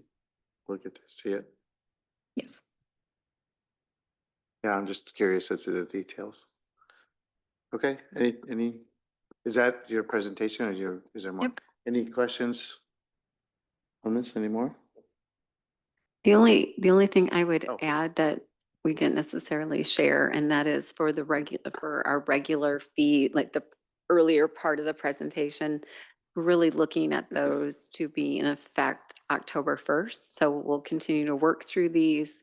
Like we said, we'll send out letters to the developers just to make sure that they're aware of what these fees are, what we're looking at. And then we'll, as Emily talked about, then the escrow will keep bringing that to you with what a policy may look like and a bit more detail to that. Is there anything like magic about October 1st or that's just the date we picked or? Our hope was that we were going to be able to bring this to council and have it effective July 1 with the other fees. January 1 seems too far away. So in talking with finance, we like to do things if we can't hit the July, January, then we looked at quarterly. So October 1 is the reason why we have that date. Okay, good to know the reasoning. Anyone else? Thank you for all your work. Thank you. Yeah, thanks, everyone. This brings us to the agenda review. We'll go through all of the marked items and then we'll go back and just check to see if there are other items that anyone would like to discuss in particular. So the first item marked is on the second page, A8. And that is Leanne. Thank you. Marked this one for discussion because it's a transfer we've never done before, and it is one that we are recommending this year. The tort liability levy is a specific property tax levy within the general fund that accounts for our premiums, basically for property and liability insurance, and also the claims. We looked at the difference this year, and there is a $71,926.90 difference. We would like to transfer that out into and establish a new risk management fund. This aligns with the recommendation that Chris Faraday from PDCM, when he came and presented back in June on our property and liability insurance policy, of moving towards self-funding and starting to build up a reserve to over time increase our deductible and cover more of our claims in-house. Secondly, it also aligns with our cost allocation plan recommendation that came forward. City Council, not the full City Council has heard that, but the subcommittee, in centralizing our claims management so that claims are all accounted for in one fund. With that, I'll open it up to the City Council for any questions. Questions? Makes sense. Yeah, Randy's not here. He would be the one that might have questions. Okay, any no questions on that one? All right, thanks, Leanne. Next one is under Public Works, Mike, D1. Yep, so I just wanted to clarify a little bit. So you heard tonight from Dave Walls talking about 2 existing 2080s and that we're working on a new 2080, not to be confused with this 2080 that is on the council agenda. So the one that Dave talked about was at the actual treatment plant. So it's capacity and treatment of the effluent as it enters the plant. The 2080 here that we're talking about is the conveyance. So it's getting it from Hiawatha, Robbins, all the way to the plant. So if you know the drone videos that Councilman Harper has taken video of for us of the explosions and just the massive projects, that's what we're talking about with this, is the new pipe, upsizing that so we can have that future capacity. And so what we've done is we've done segment 2, segment 7, and segment 11. And based on that report, we need to do another segment somewhere between 1 and 20, and we don't know which segment should be next. And so what this is going to do is with this new restated 2080 is with the next item of D2 is HDR is then going to remodel the entire system to figure out what segment should be next so that we can get an engineer on board, get that design, and get that next segment under construction so that development and that capacity can continue to be there. So just didn't want to confuse you with too many 2080 agreements and a lot of pipe. So that work hadn't already been done? So we've done segment 2, 7, 11, but the report that was done in 2007 didn't say what to do next. Okay.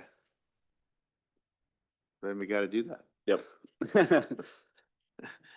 Any questions on that? Well, just a comment, Mike, looking at the agenda memo, I now finally understand what the segments are and where they are. So I appreciate that. Yep. Okay. Then the next item that's marked is, Mike, it's you again on page 6, number D6.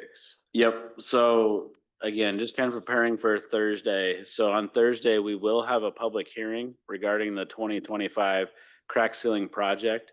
However, for that project, we received 0 bids.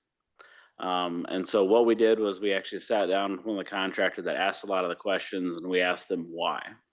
And so on Thursday, we'll have that public hearing. There won't be any bids to reject. We'll close the public hearing. And what this is doing is then releasing the plans, and we're going to do it in a different way. So the original way that we had it is how it's conventionally done when it's done by a public entity, where we have someone with the hot tar in front and they're sealing the cracks. And then if you notice, like on the DOT projects, when they're doing work, they have the trucks behind that have the crash safety mechanisms in the back, so that if someone doesn't notice or it's coming up hot, they can hit that. Most contractors don't have one of those laying around, so they would have to rent one of those. And so that's why they did not bid the project. So a lot of this is crack sealing on Business 151, which obviously has a lot of traffic on it. So we're gonna rebid the project and actually close sections of it so that we can seal that fresh asphalt that we've put in the past couple of years and make sure that we get the longevity of it rather than let it continue to deteriorate. So we'll have to do it in sections. They'll router and seal that section, and then we'll open that section up, move it to another section. So we're gonna rebid it, and hopefully we get bids by changing it after talking with the contractor. Okay. Makes sense. Okay. Thanks, Mike. Yep. Next item is E1 on page 7, Nicole.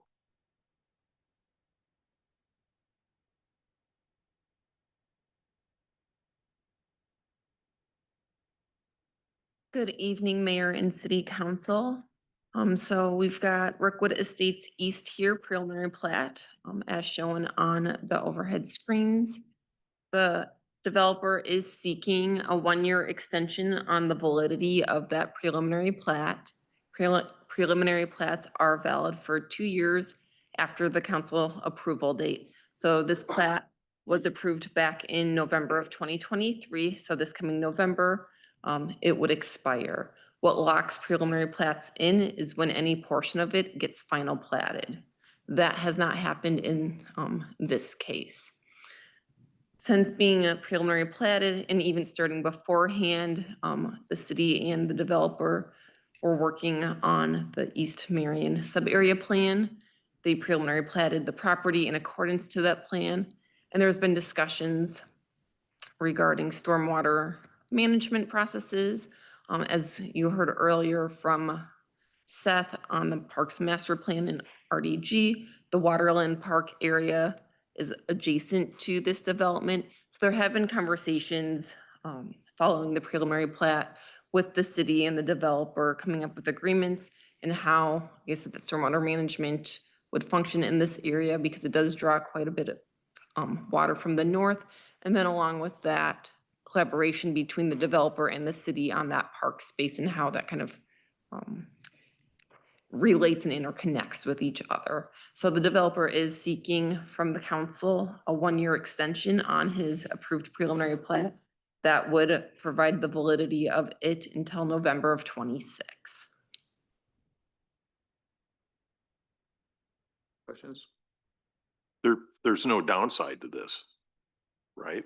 I mean, I don't see one. I I mean, see it as a benefit for all of us. yeah, all stakeholders. Yep. City, developer, good planning, all of that. So there's no downside. Okay. You have the next one. I do.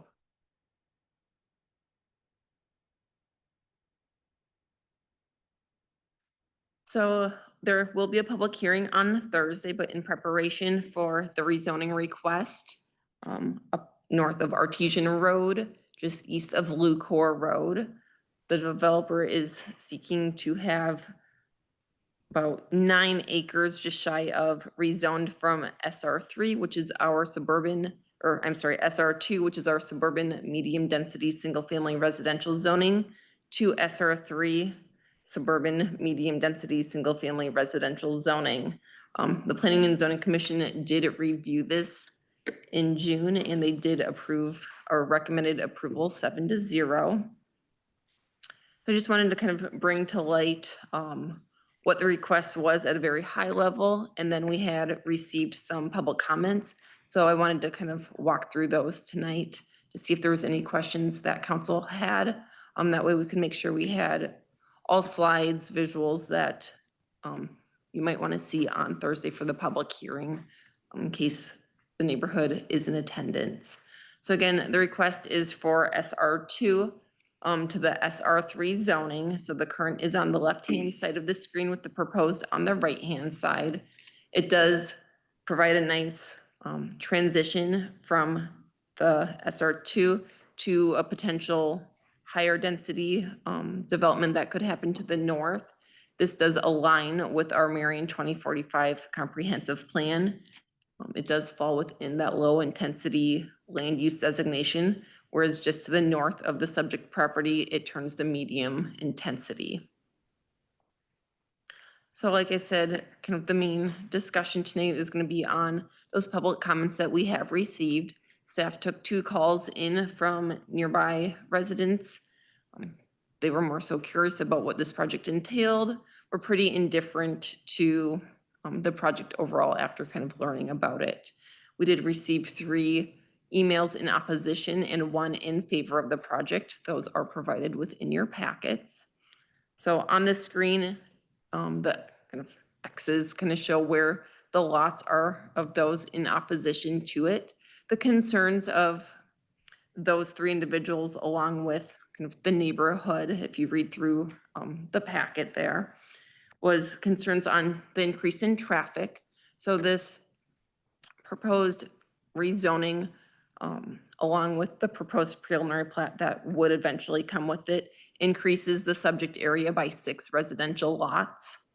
Again, their concern is increased traffic, not only for the neighborhood, but during the construction process. The roads in and out of this area aren't changing from the current approved 2004 preliminary plat.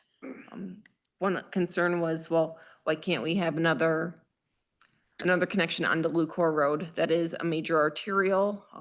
We like to keep that kind of less connected, less points of connection there than if it was just the residential street.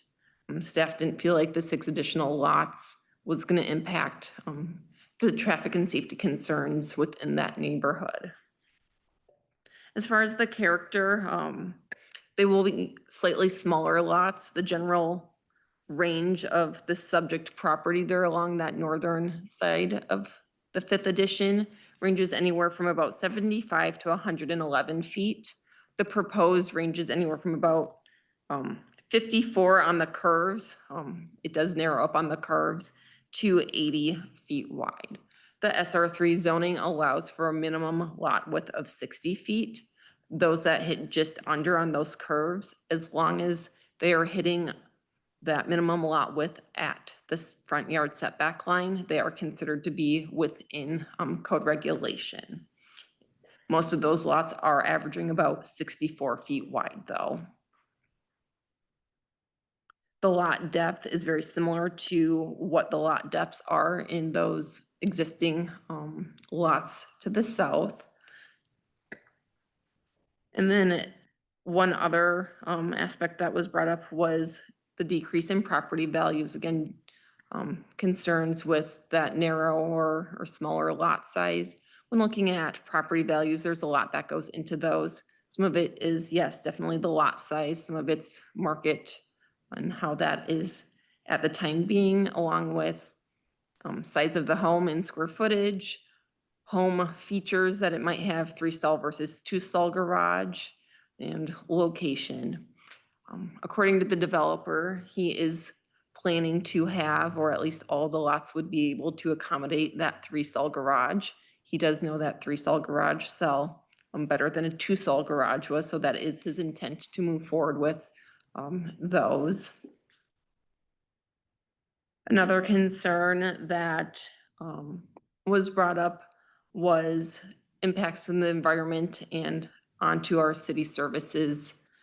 With the impacts to the environment, there is a waterway that runs here.